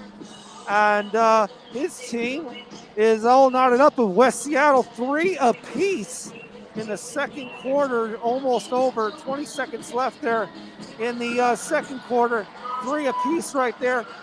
Earlier on Rainier Avenue Radio, Roosevelt handily just whooped Cleveland Eagles 65-6 in game 1 of our doubleheader. Also, in addition to that, Bishop Blanchette yesterday clinched the Sound Division title. 44-18 was the final there, with Bishop Blanchette clinching the Sound Division title. They were 4-0 in league play. They finished 4-0 in league play, and they're 4-3 overall after losing all of their non-league games. They'll close the season next week against Bothell, which is a non-league game.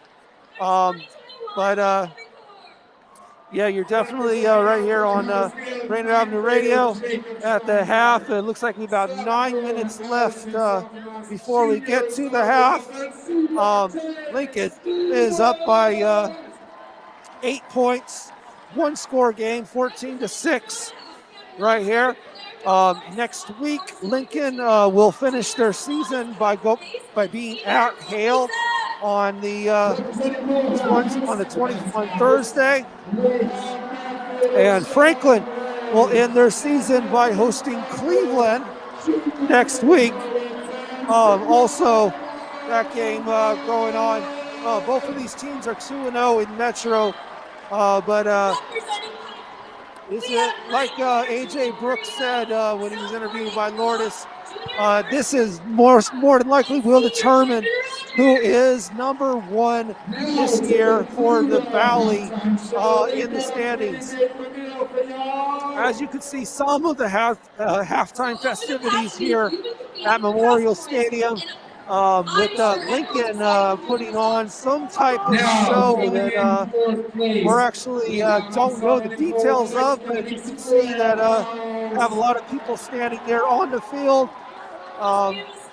standing there. Not sure what these students are being honored for, but definitely it's very festive here at Memorial Stadium with Lincoln leading Franklin 14-6. Let's see if we can get some more updates for you here. Okay, here at the end of 3, we got an update from Seattle Prep and Garfield. It is still 28-28 in that one right there. And at the end of the 3 quarters, it is 20. It's all knotted up at 28 apiece between Garfield and Seattle Prep. At a very high scoring and interesting game right there. But also at the end of 3, just reporting in, West Seattle and Ingram are all still tied up at the end of the 3rd quarter with 3 apiece. Each of them just 1 field goal between them at the end of the 3rd quarter. And Mountain View still leading 17-8 with 9:52 left in that contest in the 4th quarter. Also, Bellevue is still continuing to pour it on as they begin the 4th quarter of action. 12 minutes left in the game. They lead 46-7. Pretty much the running clock in effect on number 17 Liberty. Number 2 Bellevue is cruising to a big win here in week 7. I think we're in week 7 of the season. So it looks like number 2 Bellevue cruising to a huge win over number 17 Liberty. And more than likely this will definitely more than likely move them into the top spot if Marysville Filchuk cannot make the comeback against Arlington, the number 19 team. Ferndale and Stanwood has just ended the 3rd quarter as well. That one is 48-14, a big win for Ferndale on the way right there. And as well, lots going on, just way too much to keep track of. If you look at the banner in the bottom with the scrolling, we are trying to give you updates of scores as they come in live on Rainier Avenue Radio. We'll have some more updates for you, of course, at the end of the 3rd quarter in between the 4th as we continue to watch lots and lots of these games. But Self is up by 1 score over Nathan Hale, 15-7. That one in the 2nd quarter is the most recent reported effect right there.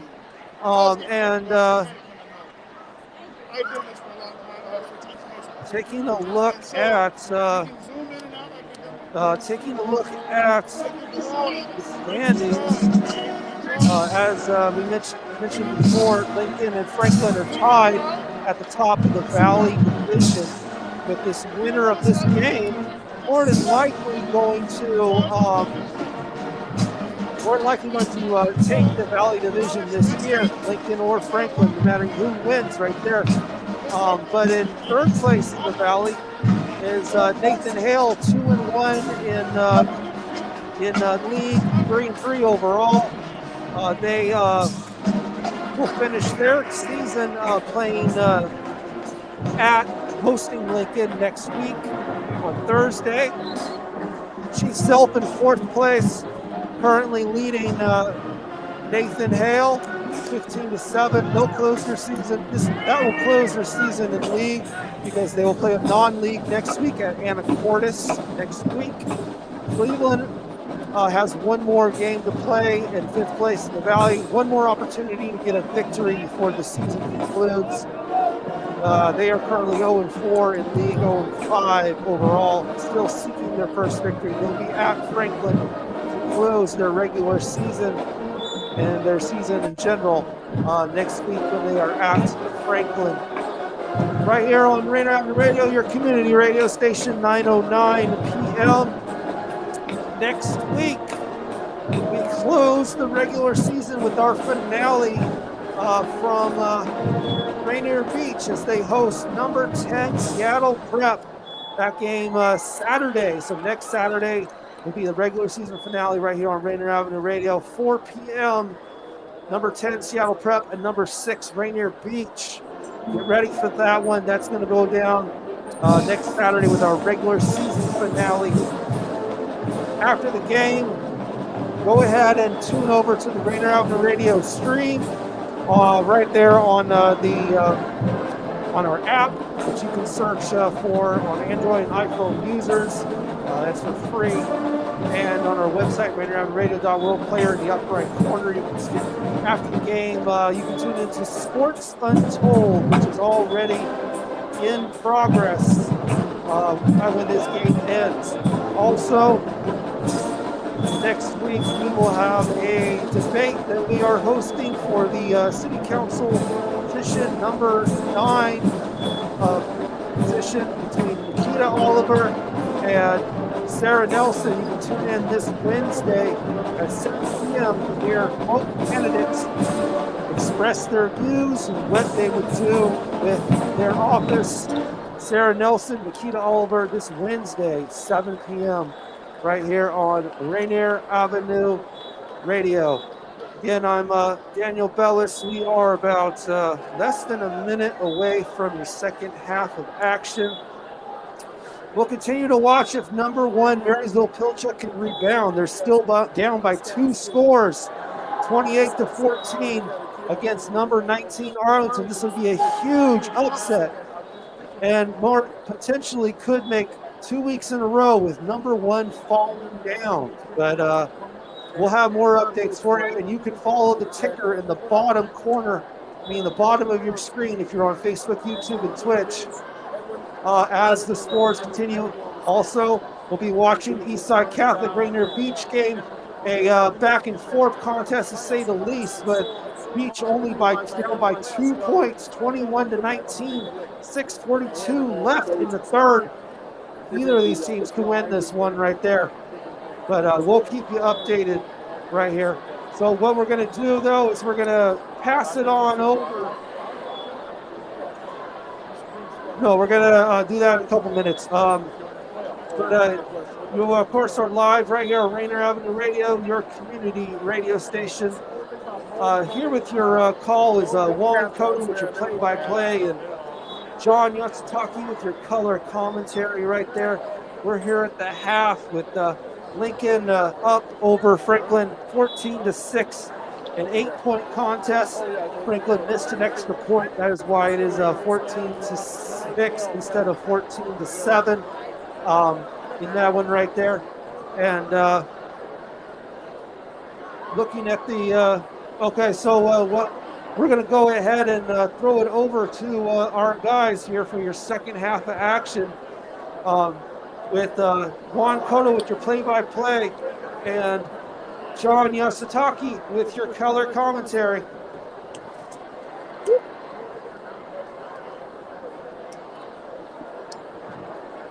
ladies and gentlemen.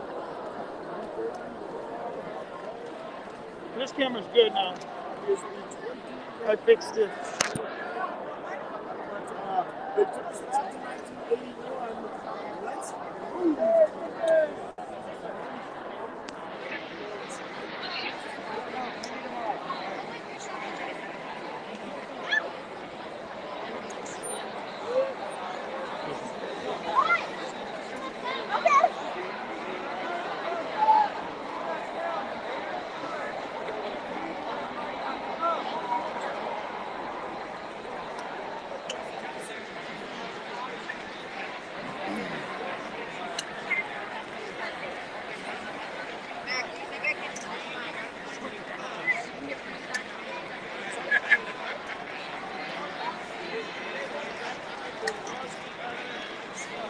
Nice piece by you.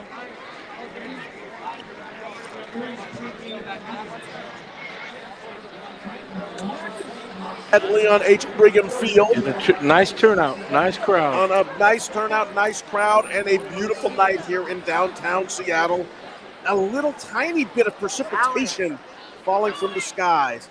And as usual, the planes banking to the south over the stadium, flying right over downtown. And of course, in the downtown area where we are, Amazon has really changed the complexion. It's just not the same skyline. All these new buildings have gone up over the last 15 years.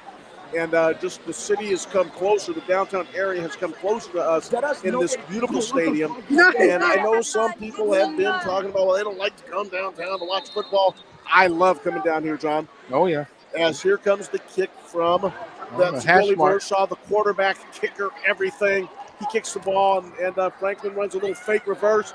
That's that man, number 9. And let me tell you something. Lincoln came out to hit him. Yes. They blasted him. They stayed in their lane. Kari Jack gets blasted from behind and full speed. That's the only thing I don't like about that play. The kickoff, people just running full speed at each other. And Atari Jack took a big hit. And all the Franklin players are down on a knee. Yep. And they're worried and concerned about their kickoff return man in that play. Atari Jack, number 9. It's one of the few times when both teams are running at each other full speed. Exactly. There was this thing called the flying wedge way back in the history of football. They outlawed it because so many people were getting severely injured. And so it is something that they're saying. Why don't we just let teams take it on the 30 or 40-yard line and not have to do the kickoff?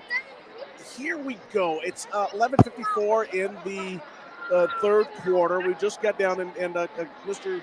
Jack is still laying down, and he's got the medical staff around him, and we hope and pray. He was moving around. His knees are up, so we'll let the medical staff take care of him. What does Franklin have to do to get back in this ball game, Coach? Well, they've got to get a consistent drive. They've done it in spurts. They've neither been able to run the ball nor have they been able to pass the ball effectively. But you got to find what you can do, and do it and keep doing it. Like I said. And the other thing is, don't give up the big plays. The only time that Lincoln has been able to move the ball is on a couple of long pass or big plays, and shut that down and make them grind it out with you. Force them to be uncomfortable. That kind of thing. So Jack is still laying down, and all of the medical staff is with him. The Franklin players have left the field. They're giving the medical staff space and time to go ahead and work on Akari as he is laying down there. So this doesn't look too good. Doesn't look too good. 11:54 to go in the second quarter, so we are just waiting. It was the kickoff, and he was met at around the 21-yard line. And it looks like his parents and or family have come down from the stands. I was looking down the aisleway, and people were making their way down. So I think that his parents are there, or at least whoever his family is down there with him. So hopefully there's not too much discomfort, and see what the medical staff does. He is laying down at around the 22-yard line. 11:54 to go in the third quarter. It is Lincoln 14. It is Franklin 6. couple of second period touchdowns by Marshall Longland. I think the first one was by Newberry on a run. The second one was by Longland via reception. Yeah, they were all, again, set up by long plays. I haven't seen Lincoln really take the ball and drive it consistently down the field. Again, if you can shut the long plays, make them work at it, hey, you have a chance. Leon H. Brigham Field, your radio station, our radio station, Rainier Avenue Radio.World, Juan Cotto, and the coach, John Yasutaki. Rainier Avenue Radio, a big week, Coach Yasutaki. Oh, yeah. The election's coming up, and we will have some debates. You got your ballot in the mail today? I got mine. Let's see, when I left the house, the mail had not arrived, so hopefully we will get our ballot and look at it this weekend. I vote the first day I get it. So I'm looking forward to this. But however, we will have the debate this week. We have Sarah Nelson, who is running against Nikita Oliver, and this is a big race that we have coming up here. And it's a citywide because it's a District 9, but it's citywide vote. It's not a district vote. It's a citywide vote. One of the two seats that are at large. Right. The other one is Teresa Mosqueda, and she is getting a battle for her money. She's getting a battle here for her seat, and she's the incumbent. Kenneth Wilson is the challenger. Is really giving him a little bit of a push, giving Councilmember Mosqueda a push, and we will see. We'll see how that goes. Yeah. Then the King County Council, it was quite a surprise. Joe Wynn, who's a state senator and a very popular state senator, going against Dow Constantine. So some of these young Democrats going to shake some things up. As you hear in the background, the crowd on both sides as Akari gets up and just kind of gingerly walks off the field. And a nice applause for him. They walk him off. The training staff walks him off, and I was holding my breath, hoping he was okay. Took a big shot. Lincoln's showing a lot of class. He is, and just a real nice kid. Hopefully he will get back over there. Hopefully they'll get him the proper treatment. Walking off gingerly. But glad to see that he is walking off. Akari Jack wearing number 9. He is a junior. Once again, taking a big shot and coming up the field a little bit sore, a little slow to get up. Actually, about 4 minutes on the ground. Yeah, but you remember when you were that age, you'd get bounced around, get hurt, and you're up the next day. If that happened to me tonight, probably next week I'll be checking in with you, Juan. Would not be moving. As they say, youth is wasted on the young, and we're just hoping he remains young and remains healthy right now. As Vidal gets a snap, he throws a little bit of screen, and there's Bubba. There's an opening. Bubba runs, and he breaks a tackle, gets away, and they're trying to rip the ball from him, but he gets around the 48-yard line, but a flag gets flying I think out. it's a block in the back. Call is. I think it's a block in the back, unless it's a hold. That heave came way from this near sideline lines judge. I'm talking to James right now, talking about what the play was, and looks like Franklin is marching backwards. Holding. Yeah.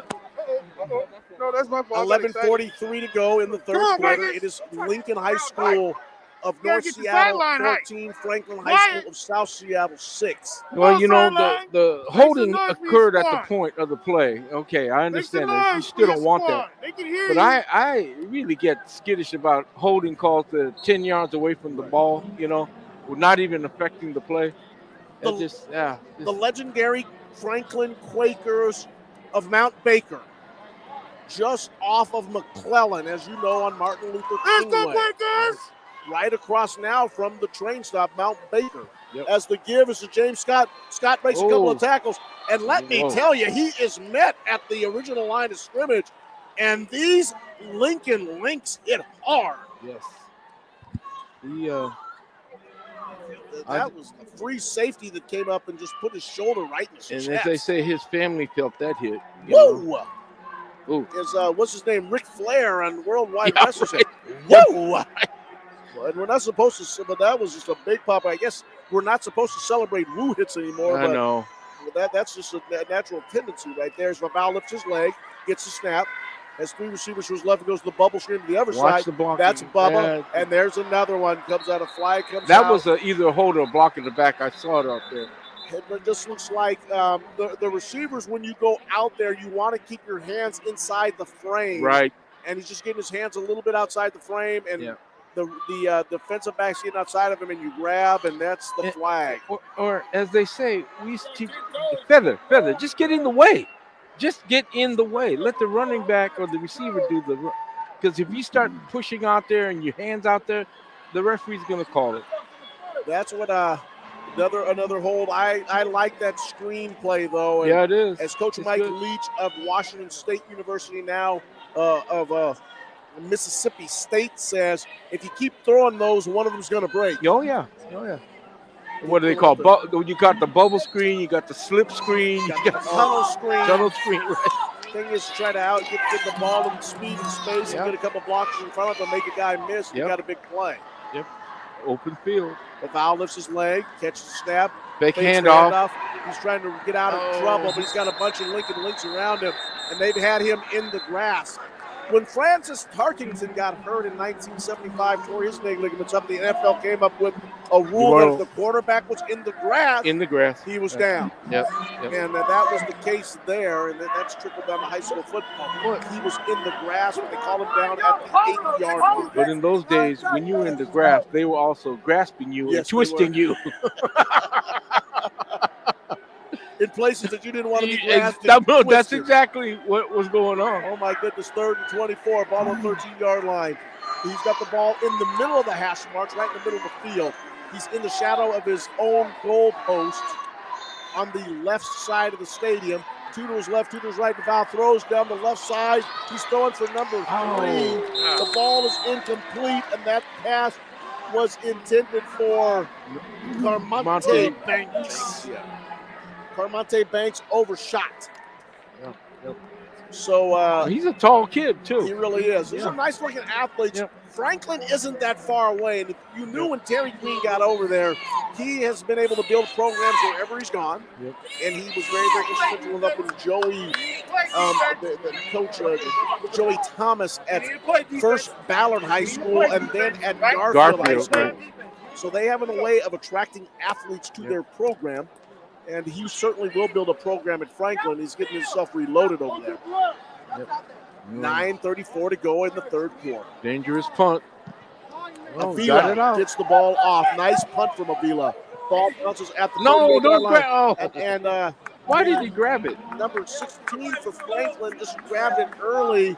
The ball was bouncing forward. That ball was bouncing at the 34-yard line, where I think they're going to go ahead and spot it, make it the 37. 37, right.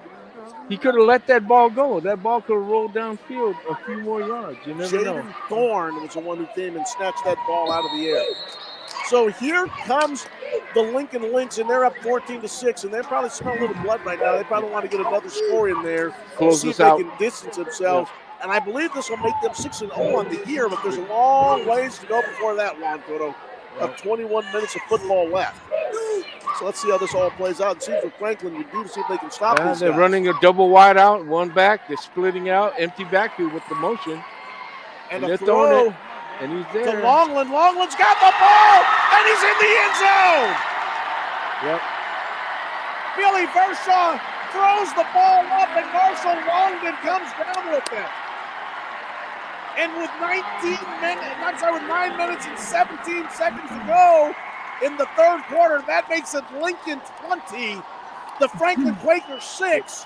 Vershaw to Longland, touchdown. Yep. Touchdown Lynx. And he was covered. The defender was there. There was nothing wrong with the coverage. Bubba was in the coverage. All right. Bubba was in the coverage. That was just Longland going way up high. And obviously Marshall Longland's played a little baseball. Yep. He timed that perfectly. Yep. The left footer's kick is true. Nearly blocked. Good effort. The scoreboard reads Lincoln 21, Franklin 6 on your community radio station, Rainier Avenue Radio.world.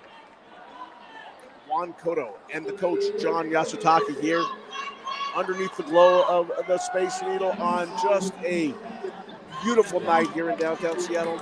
Mild mist coming down. We can see clearly the buildings in downtown Seattle.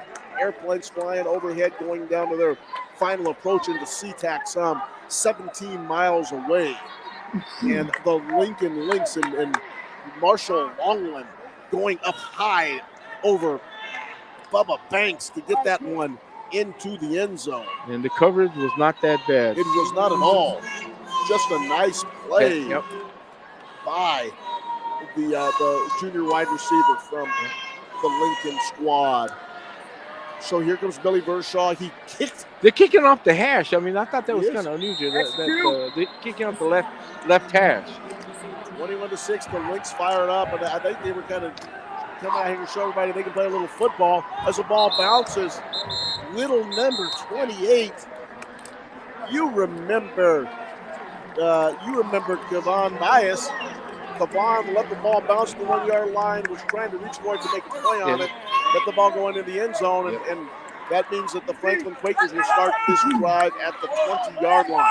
Yeah, there's no way he could have fielded that clean, so that's good. Rainier Avenue Radio.world, politics, District 9, City Council debate, October 20th. Nikita Oliver, Sarah Nelson. Speaking of politics, I'm not talking politics. What about if we get together and try to do a hockey game? Play-by-play?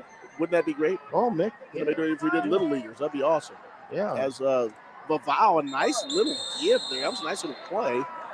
They had me fooled. I'm not sure. It was running around back there. It looks like one of the Franklin Quaker linemen didn't come out okay on that.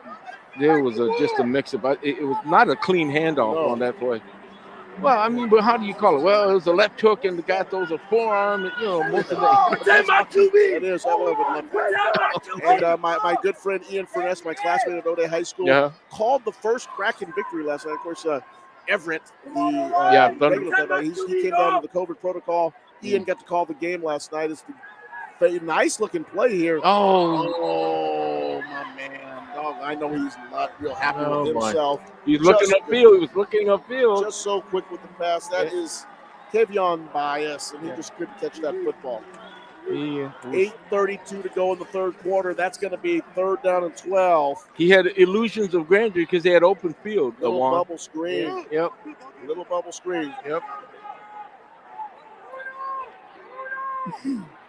Here he goes. They go with a foul under center. Okay. He's got wide receivers one to his left. He's got 3 to his right. He's 3 to right. He's trips right. One setback, but this has got to be a pass. Getting a blitz, and he gets away from a couple guys, throws the ball behind the wide receiver Banks, and he goes down to a gutsy play by Vavao. He is one tough guy to tackle. You know what he reminds me of? And you'll remember this, and I'm sure some of you guys who are a little bit in me and John's vicinity in age, reminds me of Joe Kapp. Yeah. Remember the old Cal quarterback? That Canada guy, he played up in Canada, came to the NFL, but Joe Kapp. Quarterback the Minnesota Vikings to the stinking Super Bowl. Yep, hard to tackle him, hard to bring him down like Ben Roethlisberger. Exactly, big upper body, thick legs. Hard to bring down, and gets away. He was dead to rights back there and got away from it. Yep. Was able to pull through and throw a pass downfield. And still get the pass upfield. Yep. But downfield. Yep. What's with all the cowboy hats, man? You know something? It is a fashionable thing over at Lincoln. They've all got these little cowboy hats on. There's a lot of people over here from Lincoln, by the way. Yeah. Some conversation going on as they're trying to keep your head up, Quakers. Here comes Franklin's punt team on the field. Keep your head up, Quakers. A couple of Quakers shaking up on that play, but now they've got their punt team on. Traditional punt formation. Oh, the snap was not good, though. Avila does get the punt off. The snap wasn't the best, but Avila made the best of it. Ball goes out of bounds, roughly at the 45-yard line. It will be Lincoln's football and their opportunity to start. He was pleading his case because he got hit. Well, if you get hit, fall down. He should have. You should have fall down. Hey, man, the referee got to throw the – act, look, that's not going to hurt anything. 8:17 to go in the third quarter. See, unlike basketball, you can't get penalized for faking it. in football, you can't. Come on, defense. So, Here comes Vershaw up with his team on the right hash mark. 2 receivers to the left, 2 to the right. He's got Newberger in the backfield with him. they're running that spread set again. One back. Snap to Direct Vershaw, handoff. gives it to Oh, big Newberger hole. up the middle. And Oh, boy, good tackle, though. He is a good little running back. Yes, he is. Made Knows that some nice good cut. cuts. That hole was open, but he made the nice cut. Good tackle, though. Shoestring tackle. That'll bring up about second and about. They give him. I don't agree with that spot. No, they had more than that. He had at least 7. Grandiose comeback. 6. That's Hand off to him again. He makes Nice another cut. nice little move. And there he goes, Coach. yes, he did. What a Right. quick little move he made. Cut to his left and he found the hole, and there he goes. Picks up about 14 on that one, and that's going to be another first down for Lincoln. And I don't know if it's Franklin kids being out of position or him making cuts. I think it's him. He makes some really good cuts up there. Hand off to Newberger. He skips to There he his goes, right cuts and out cuts again. back to his left. Yep. Nice little run. What's happening is the defense, Franklin's defense is going with the motion and they're not watching for the cutback. This guy's actually cutting back a hole over from the guard tackle hole. You know, he's just real subtle. But if you start sliding out that way, you're going to miss the tackle. 2nd and 5, ball and 25. Vershaw He's looks there. down the seam. He finds Joaquin. Joaquin, and that's a heck of a catch. Yep. Great pass, great catch right down the left seam. Yep. Another little Franklin Quaker coming off the field. Just a little bit of a limp coming off. That didn't look like much other than almost like a flare. He just turned around. He went straight up and turned around. It wasn't a post or a. No, he just went straight down. They over-rotated the yeah, lock. right. They tried to go there, and he left him wide open. Yep. And there goes Newberger back into the end zone. Touchdown. And Lincoln is up 27-6, just like that. Yep. They've scored twice. They've scored twice in the third quarter, and they are just putting it on Franklin right now. It is Lincoln 27, Franklin 6 on the run by Newberger, James Newberger.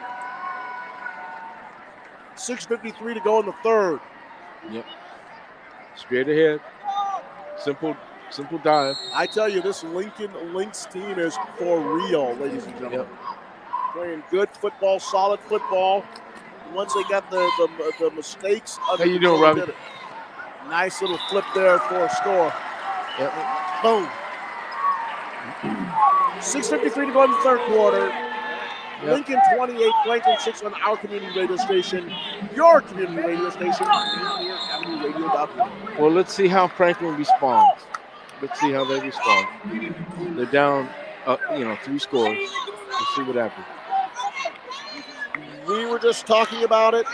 We will see how Sarah Nelson, we're actually going to see how Nikita Oliver responds. As Sarah Nelson had a lead in that race, and on October 20th, we are going to have a debate on Rainier Avenue Radio.world. Sarah Nelson and Nikita will discuss the issues, obviously homelessness, obviously funding or the defunding of the police department. Right. I'm sure there will be a number of issues that we will discuss and that will be discussed on the radio station. And what I like the discussion, hopefully will be about how to support business and get businesses back up and running because of the impact of the pandemic. You know, you're big on supporting local businesses, small businesses, Juan. I think that's going to be an interesting conversation. If you like world radio and music, you'll love Rainier Avenue Radio.world.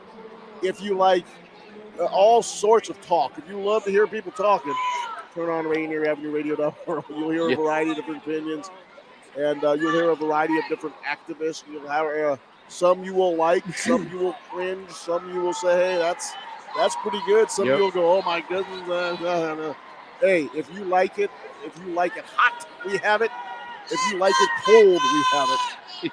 If you like the stories of our children, hey, come every Friday night. We're out sharing stories, telling what our kids are up to. As a personal foul has been called on Franklin on the extra point play, and that moves the ball up 15 yards.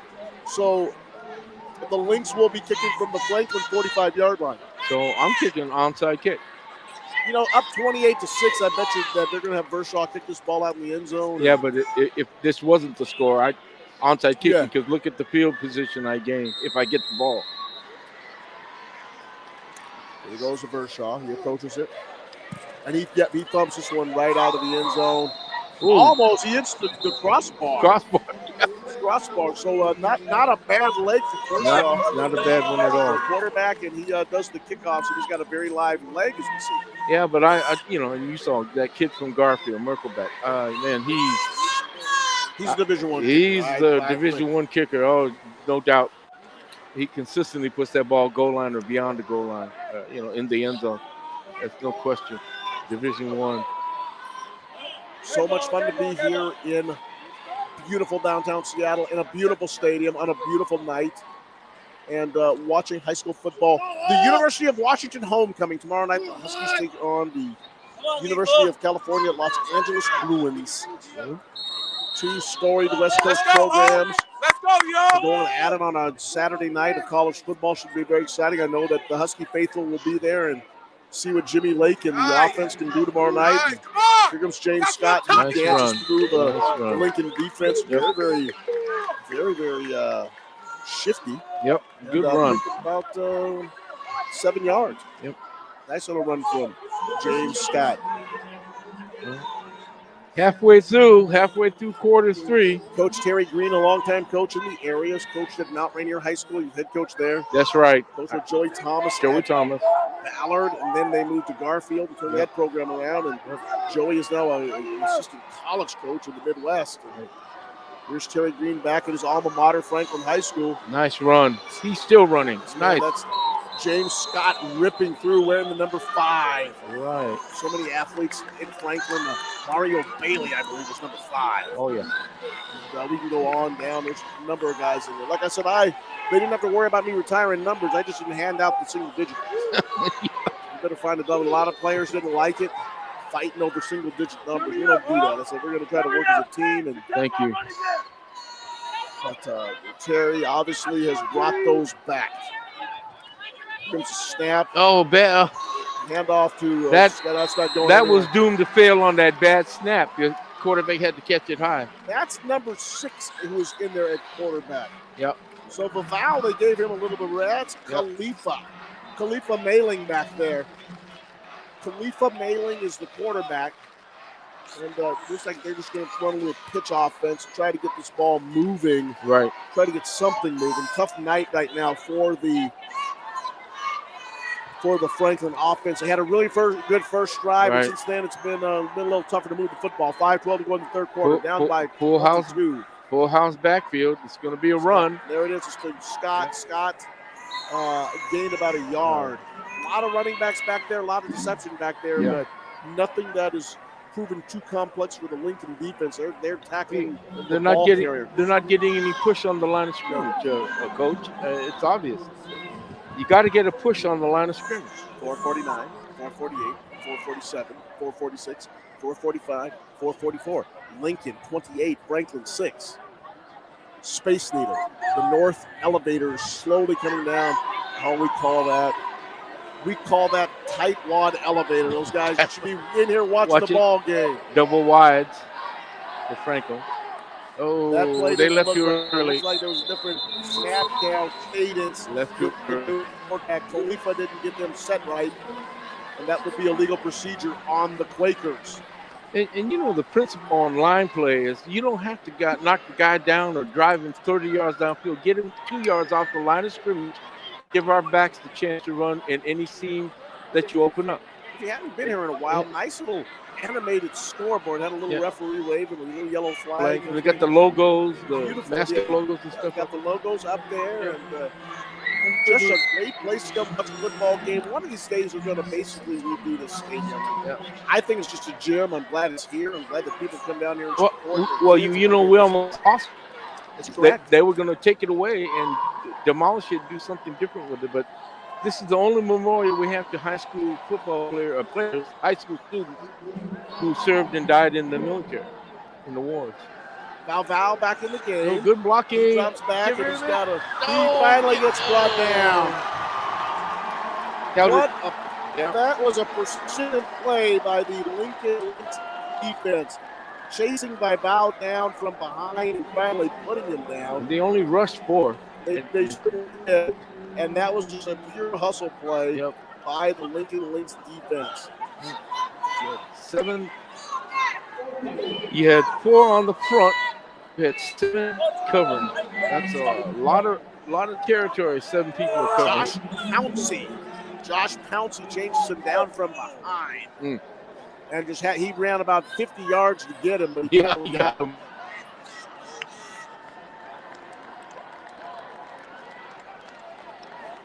Team and nice snap catch by Avila, and that's a nice kick way up into the rim of the stadium. Nice kick by Avila. That's going to be a 45-yard punt. Yeah, exactly. And another flag out. And I hope that wasn't a bunch of talking going on by Franklin. 45. Looks like it may have been. I don't know. The Franklin players are kind of looking at each other like, what did we do? What did we do? And I think that's when you probably said something. Yep, that's what happened. And the referees are not going to tolerate this stuff. But as you say, that was a clean 45-yard punt, net 0, no return. That's a darn good kick. But it may get scrubbed because of the penalty. Franklin has about 35 kids out there, and that's good for them. Terry Green has somehow got kids out playing football again, and that's a good thing for the Quakers. Of course, one of the legendary high schools, one of the flagship high schools in the Seattle public school system. The South End School, located right off of McClellan Street and 31st.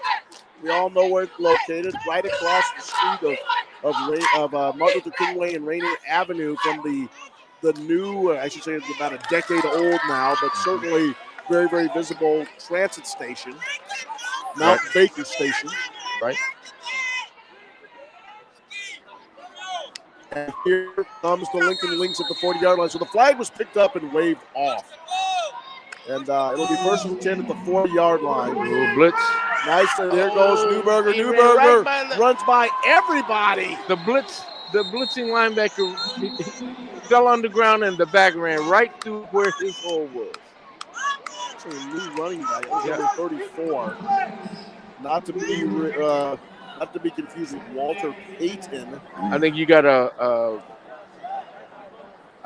hold or something. It happened in the backfield, Coach. That's one of my favorite names on this Lincoln squad. Just one of my favorite names in the Metro League. Not to be confused with Robert Goulet. This is Connor Goulet. Yeah. And Connor Goulet ripped off a nice little run, but it's coming back. It was somebody grabbed somebody in there. Yep. And that's going to bring up something new. Come on, Quakers. Look alive, Quakers. You ain't dead yet. That's going to bring up about first and about 23 or yeah. And that ball is now on the 28-yard line. And Vershaw throws a bullet that could not be caught at midfield. The flag comes flying out. Let's see what they saw on the sideline. Flag on the play. Juan Cotto and John Yashitaki. John and Juan. And you are listening to us on Rainier Avenue Radio.world, our community radio station, your community radio station. Pass interference on the offense. Interesting call. Yeah, which is very rare. But I think it was the lineman going downfield blocking. That is considered. Like interference. And what was they have it first and 20. It's more than that. It's about first and 23. Yeah. And now we're going back more.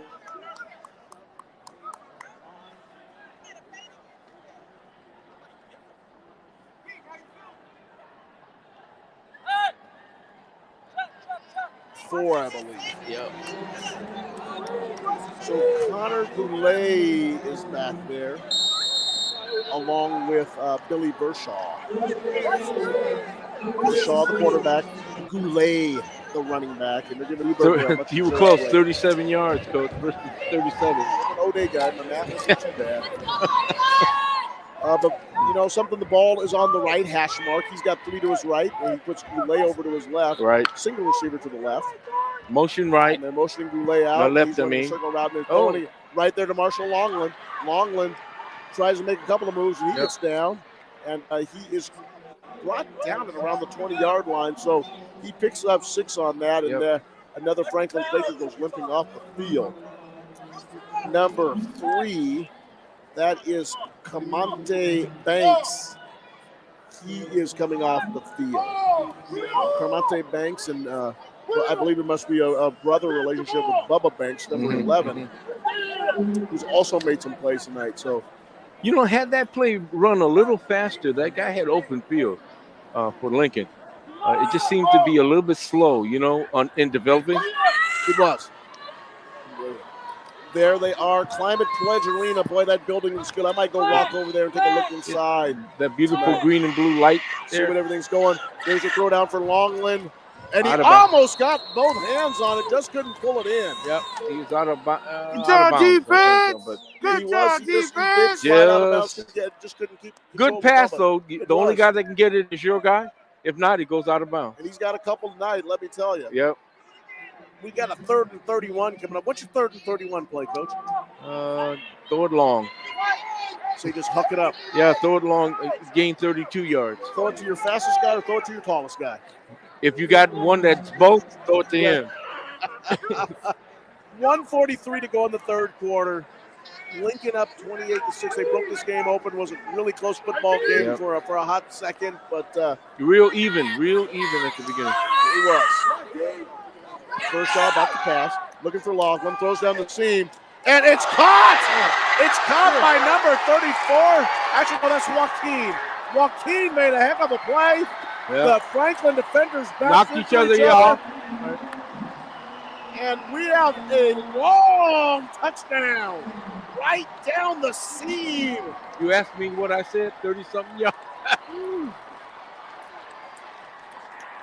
A 75-yard lightning bolt. And that makes it Lincoln 34, Franklin 6. Furshaw simply was throwing that ball up to see if he could throw it down the seam. Yep. They once again rotated a little bit much. They were looking at Laughlin. He throws down the seam. Yep. And Joaquin takes it the rest of the way. The Franklin defenders collided. Yep. Otkin made a nice catch. Yep. And there he goes, just strolling into the end zone. Well, he kept his eye on the ball. The two Franklin defenders ran into each other, knocked each other off. We called that fly 9, which is a straight fly pattern, straight up the field. Fly 9. The left footer's kick is true. Right on. And just like that, with 1:31 seconds to go in the 3rd quarter, it is Lincoln 35, Franklin 6. In a game that was pretty much dog dead even in the first 10 minutes of the game. First 10 minutes, it was dead even. Maybe even a little more. 1:31 to go in the 3rd quarter. Rainier Avenue Radio.world. Juan Cotto and the coach, John Yasutake, on a crisp night here. And Lincoln fans have something to celebrate. They just put 35 points on the 35 against a pretty decent Franklin team. Lincoln just poised. Yeah. They've been building, Aaron Hart has been building this program. Really doing what Terry Green is doing over on the other side. Just building the foundation. And Terry's getting this program together. No doubt he will have this program at a high level in the next couple of years. But, boy, Lincoln, you can definitely tell they got off to a little bit of a head start tonight. Yep. Franklin scored first. Lincoln has put up 5 straight touchdowns to separate themselves. Furshaw to kick, and he booms it. Scott has the ball. He takes it at the 3. Starts running upfield. Seam up the middle. He breaks his left at the 20 and plows into a little bit of a Lincoln log jam at around the 28-yard line. He's brought down at the 30. That's where Franklin will start this drive. And in the world of special teams, I'd say that's a win. You go past the 20, that's a win. 2 very, very prominent people in our nation's history, Abraham Lincoln and Benjamin Franklin.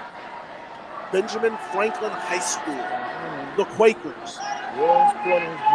Abraham Lincoln High School, the Lynx.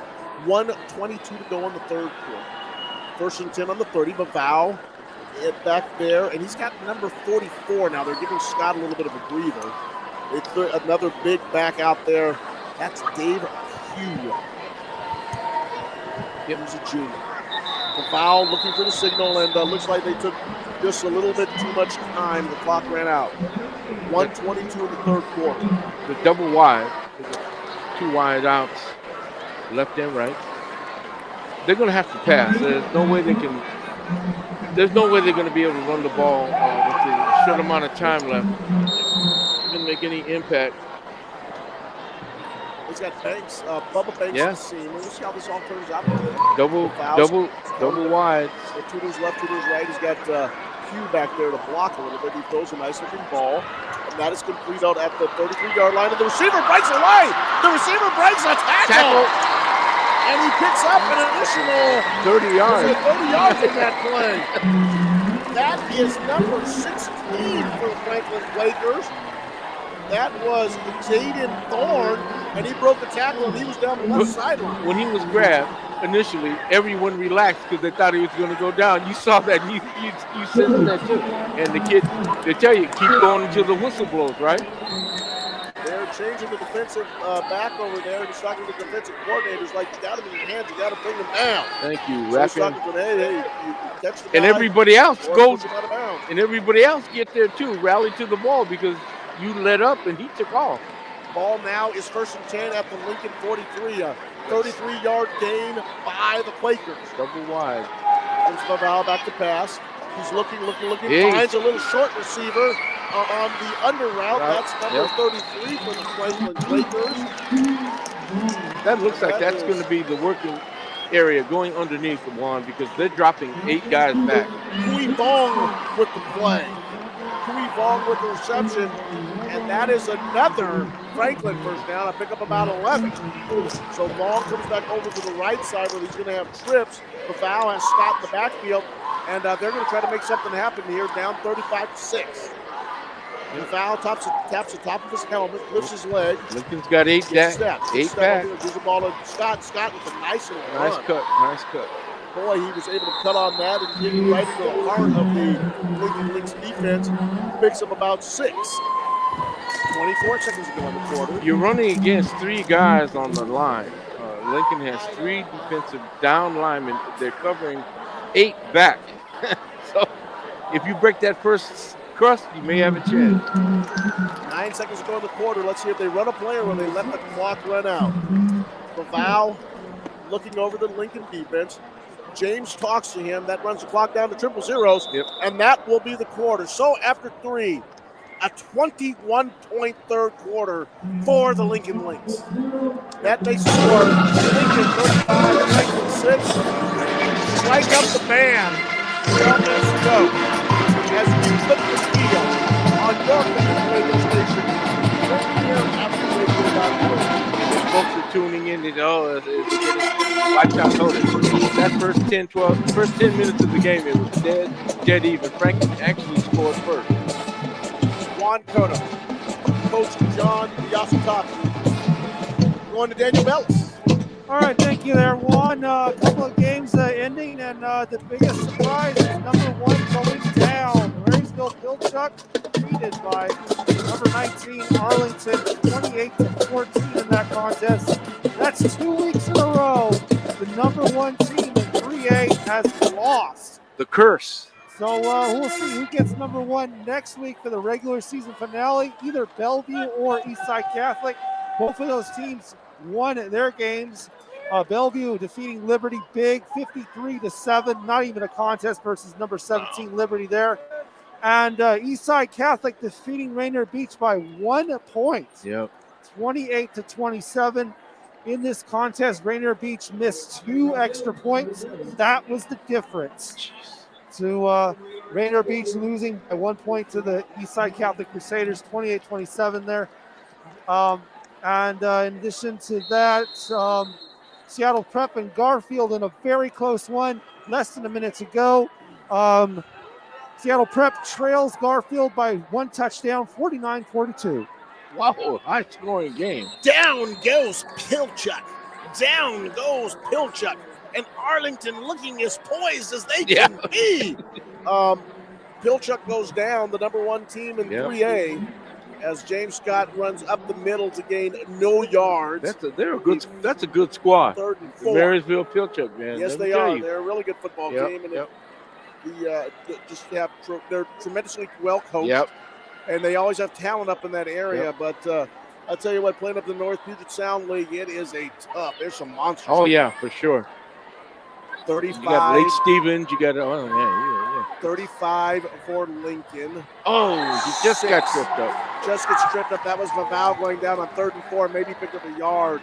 Just got tripped down. That hole was open. The quarterback keeper, that was wide open. 11:05, 11:04, 11:03. I tell you, there's a lot of fans out here for the Lincoln Lynx. A lot of kids out here. They just like their student bodies here. Lots of good support for Lincoln. And they are up, and it shows. They've got a nice little football program. 35-6 right now. 4th and 5 for Franklin. They are on the 25-yard line of the Lincoln Lynx. And the Lincoln Lynx defense has been more than a capable, worthy opponent. It's a 4th down. They blitz the quarterback. Throws behind Banks. Throws behind Bubba Banks. He's got his right hand on it and just going to knock it to the ground. So that will be change of ball. position. And let's hope they go on a nice, long, sustained running drive. Yeah. Rainier Beach, doggone it, the kicking game. Yep. And we talk about special teams. We talked about it earlier. Yep. And for Rainier Beach, just struggling to make the extra points, and that ends up costing them. They've lost 2 games because of the kicking game, the special teams. Fumble, miss, extra point, etc. Offense brings the fans, defense wins the game, special teams wins the championship. 10:31 to go. There is the give to this time it is Newberger. I think we have someone get ready to speak. Is that the USC parent? Yes. I just wanted to let Coach Yasutaki know that Curtis Wells says, I love my coach, Coach Yaz, the best football coach I've ever had. Oh yeah. Curtis is one of my guys. Love that guy. So great to hear from the guys you coached and the influence that you've obviously had on so many people's lives, Coach. And what a nice special message. No, I just wish my children would learn from that. No, I love my kids. I know you do. That was a good run. Give up the middle. Yep. And that is number 33, the running back. I think that's what we're going to see for the rest of the game, Juan, is running. Julian Van Dusen, and he goes up the middle, and he picks up about 12 yards, and that's a first down for Lincoln. 9:52 to go in the 4th quarter. 35-6. Lincoln over the Quakers, the Lynx. Let's just see if Franklin can stop this, and what they're playing for is another score. Yep. Hopefully they can get one. Well, I think it's going to be run for Lincoln. I mean, that's eat up the time, move the ball, control the game. Am I getting fired? Whistle coming in from the far side of the field. Think we're just a team. Ball is in the middle of the field between the hashes. You got Vershaw still in the game as the quarterback for the Lynx. No problem. Oh yeah. We got a break right here. Let me ask you a question. Absolutely. It was always our philosophy as a staff. Look, we want to take the ball and march it down the field. We don't want to score fast. We want to take that ball and run it down the other team's throat, because you know what happens then? They say, hold it. We can't stop it.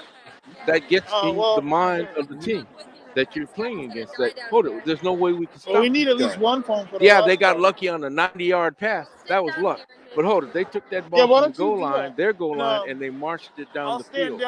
And I said, that's, to me, the way I want to control the game, is move the ball. Yeah, short pass, but it's basically by run, control the game. Again, the whole record system says the team that runs the ball, controls the game, wins the championships, and that's a fact. It's going to be a personal foul on somebody, Franklin, and that moves the ball up 15 So what yards. is your? I'm with you. I mean, that's this is a generation of young people that has been playing football on Madden. Yes, exactly. And they play it. They play the game differently. And it's a whole different geometry. And you and I are old men now, by the way. And this is the new game. I mean, spread offense. We go spread offense. We run zone left and right. We really don't. No trapping or pulling of any kind. Not at all. And here comes the USC dad. Yeah, it's a double wide out. He remembers student body, right? Yes. Yeah. Yes. John Robinson and John McKay and the great USC Trojan team. Student body right, student body left. Marcus Allen, Charles White. I can't remember. They had a running back number 32. Yeah. The big OJ. Sport, but I'd like to welcome PJ Carlissimo. Oh, okay. Watching the broadcast, if you remember. Yeah. Is Coach Carlissimo on the broadcast? Yeah.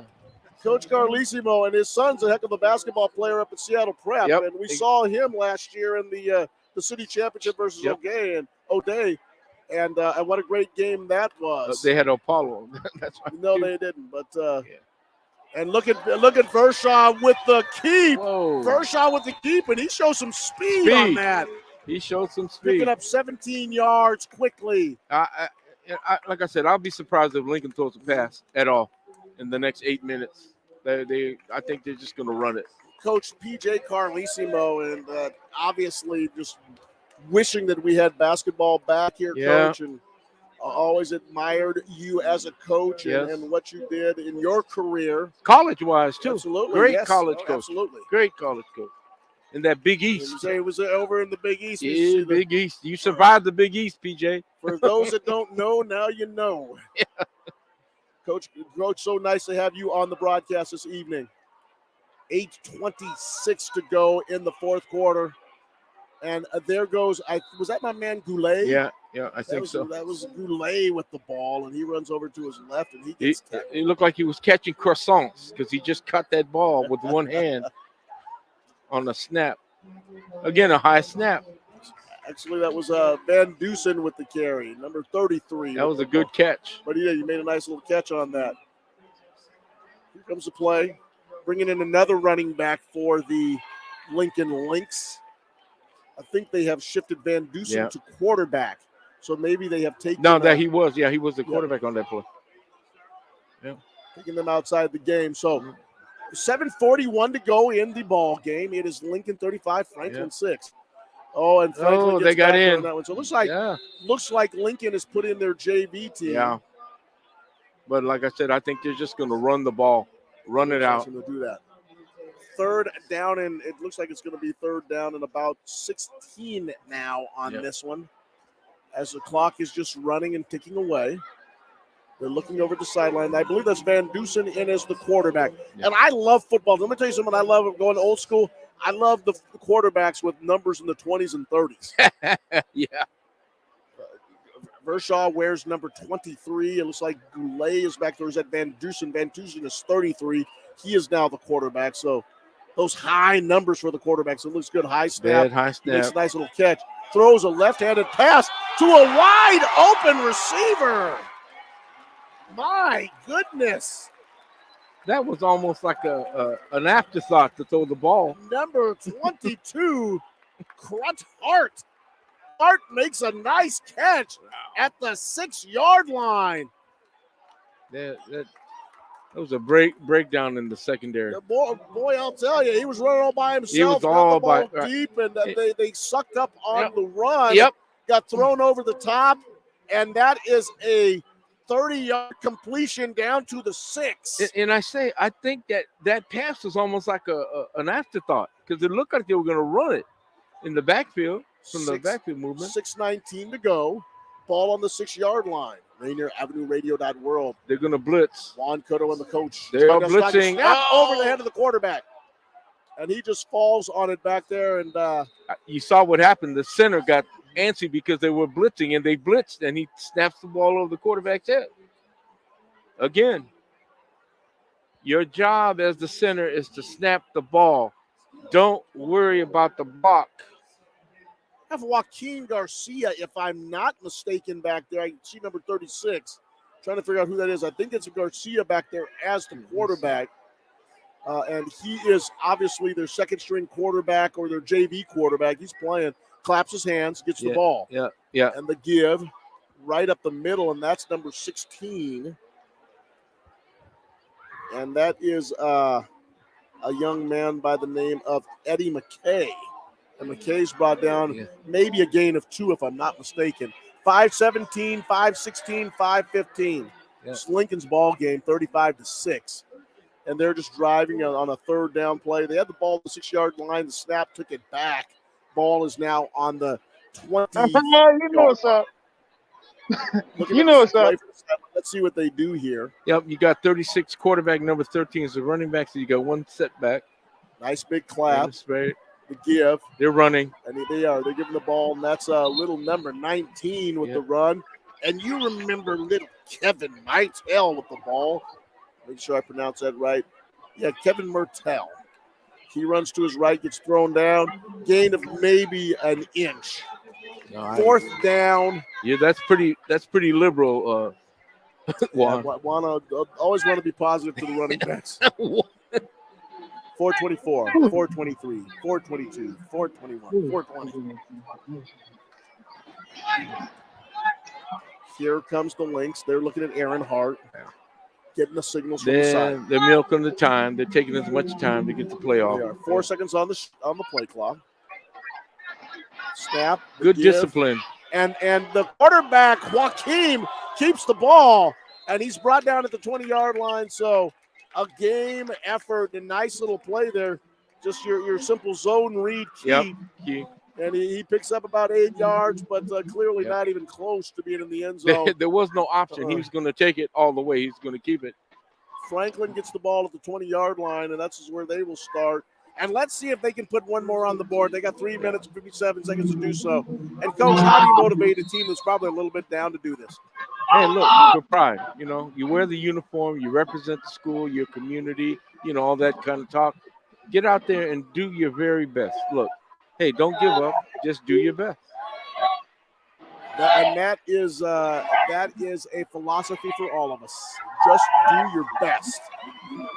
And for all of us in the community that listen to Rainier Avenue Radio, we owe our best to our community, and that's why we come out here and do these things. Oh my God! Yeah. As the vow is upended, and there's a couple bodies all over the place. Limping off. Limping off for Franklin. Number 44. It's been a tough night. They're not the biggest team in the world, but they certainly are physical. They're physical. They're small, but they're not little. No. I mean, they are in really good shape, and they hit. They get after it. Yep, they hit. Franklin certainly looks bigger, but Lincoln certainly you have some tough kids. So just I used to hate guys that were wiry and thin. I used to hate to try to hit them because you know what? You could never get a good lick on them.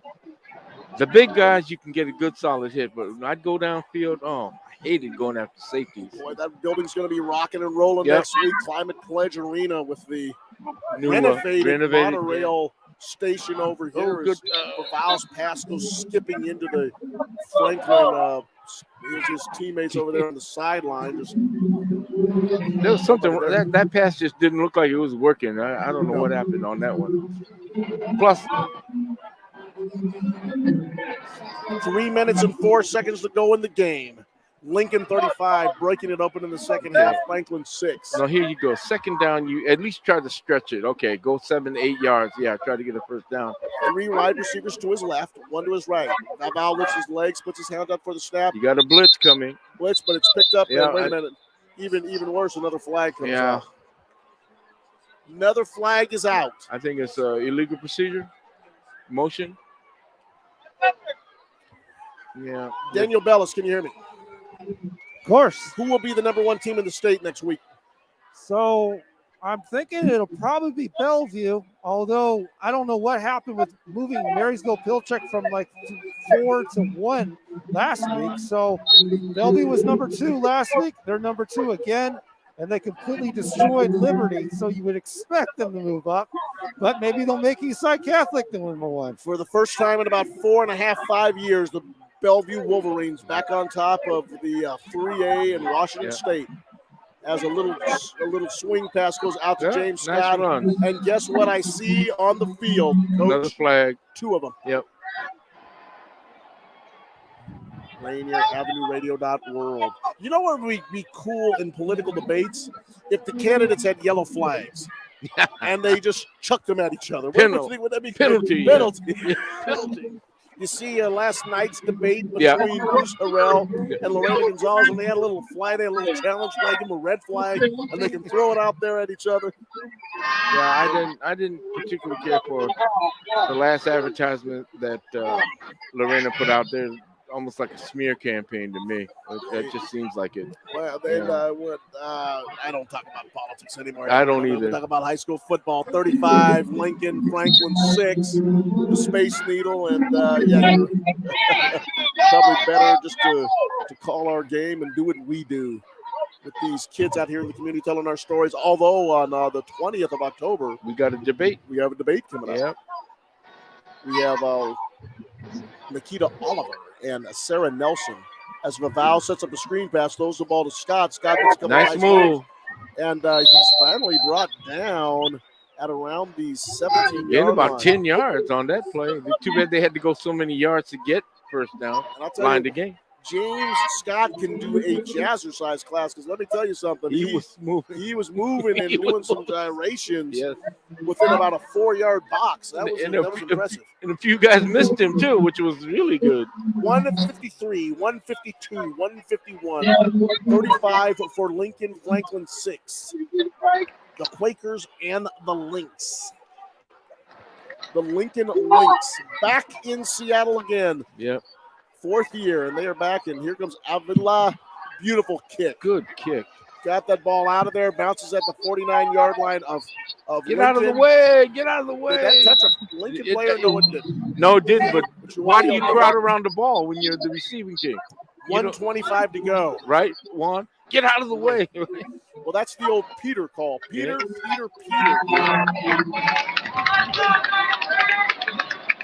And so on Rainier Avenue Radio World, we move into next week's action of football in Seattle.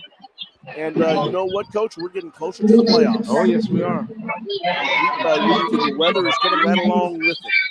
Might be another few days of sunshine before we head to November. And well, just the other day, wasn't there some parts of the city that had snow? Or a little bit of there's snow. a little accumulation. It was And, cool, certainly you can see it up in the mountains. Oh, yeah. And the best formation in all of football. Take the knee. The victory formation. And it looks like Lincoln's going to run a couple plays and just call it good. Yep. Remember my first victory against that was against Mount Rainier back in 2008. And I just was so excited to call victory formation. And I was so excited just to go ahead and take a snap. And, boy, it just feels like you and your coaching staff, after all work all week, and when you get to call this play, it means a lot. But why would you do a short snap or a shotgun snap on a kneel down? Go T quarterback. We got the fan running across the field from Lincoln and ran across the field, and the Lincoln fans very, very, very excited tonight with 58 seconds left to go in the ball game. And I agree with you, Coach. Why lose 10 yards in the stat book? Yeah. Take the T snap direct, under the center. See what I mean? And I think that should just go ahead and do it. So there we go. Might want to snap it one more time, but it looks like the clock and the scoreboard, the play clock and the scoreboard are in sync. Yeah. So our executive producer tonight has been Daniel Bellis. Our associate producer tonight has been Daniel Bellis. Yep. Our grip tonight has been Daniel Bellis. Technical advisor, Daniel Bellis. And our post-game show host will be Daniel Bellis. As the Lincoln Lynx move to 6-0 with a big second half for a resounding 35-6 win over the Franklin Quakers. And the band strikes up, and all that is good with high school football was displayed tonight. A couple of penalties, but other than that, Lincoln played extremely well. Hats off to Terry Green and what they're trying to rebuild at Franklin. And I'm sure they're just a couple of years away of playing some really good football over there in Quakerville. Our final score tonight, the Lincoln Lynx 35 and the Franklin Quakers 6. Good game. Daniel, are we going back to the station, or do you have an update that you'd like to make? Yeah, I just want to do a couple of updates real quick right here, including Franklin and Lincoln will both be closing their regular seasons next week. With Lincoln will be at Nathan Hale. Franklin will be hosting Cleveland. This loss by Franklin drops them into a tie with Nathan Hale in league in the Valley standings, tied for second at 2-1 each. Lincoln more than likely will clinch the Valley championship, the Valley Division championship this year at 3-0 so far. And if they lose to Hale, then it'll be interesting between if Franklin or Nathan Hale, if one of those teams wins, and then they get in a tie. But more than likely, Lincoln will clinch the Valley next week. In the Sound, Bishop Blanchette clinched it yesterday with a huge win over Lakeside, 44-18. So they finished their league play 4-0, 4-3 overall. They'll play next week hosting Bothell, but it's a non-league game, so they finished 4-0. Roosevelt's actually in second in the Sound after their win earlier today, 3-1, 4-3 overall. West Seattle ended up actually losing to Ingram by 1 point, 11-10, in a very interesting contest where the Ingram coach actually was ejected early, right before the half for unsportsmanlike conduct. What? And a first touchdown in the game happening only 4 minutes left in it. And what an interesting one. But Ingram wins that one over West Seattle by 11-10 in that one right there. And in the Mountain, Eastside Catholic with the 1 point victory over Rainier Beach, 28-27. It moves to Eastside Catholic to 4-0 in league play. They're, of course, they're first in the Mountain, 5-1 overall. Mogays in second, 3-1 after their win over Ballard yesterday. That drops Beach to third. They stay at third, 2-2. They're tied with Garfield, 2-2. Rainier Beach has the tiebreaker, not because they beat Garfield, because they allowed less points than Garfield in play. Prep with the loss to Garfield by 1 touchdown, 49-42. It drops Prep to 1-3. They're still fifth place. Ballard is still seeking their first league win. Ballard, of course, their only chance to get a league win will be next week when they're at Eastside Catholic. So that's going to be tough. Tough chore to get that one win. Not sure about that, Beavers, but we'll see who ends up taking that thing in Metro. But more than likely, we'll have a new number one next week. Some of the more interesting matchups going on.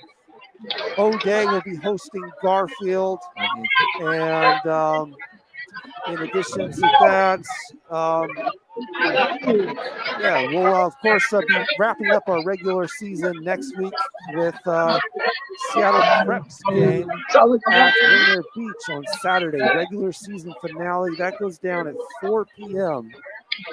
for the Southeast Athletic Complex. And we will be broadcasting that game live, 4 p.m. Saturday. Number 10 Seattle Prep at number 6 Rainier Beach. Obviously, the rankings will change next week, but that'll be it for us on Rainier Avenue Radio.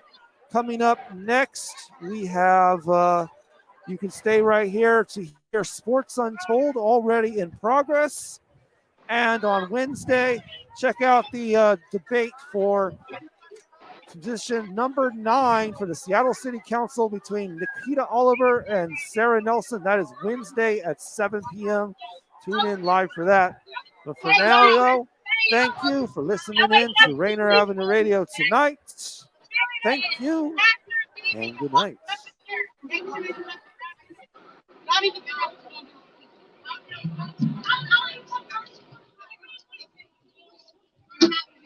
know.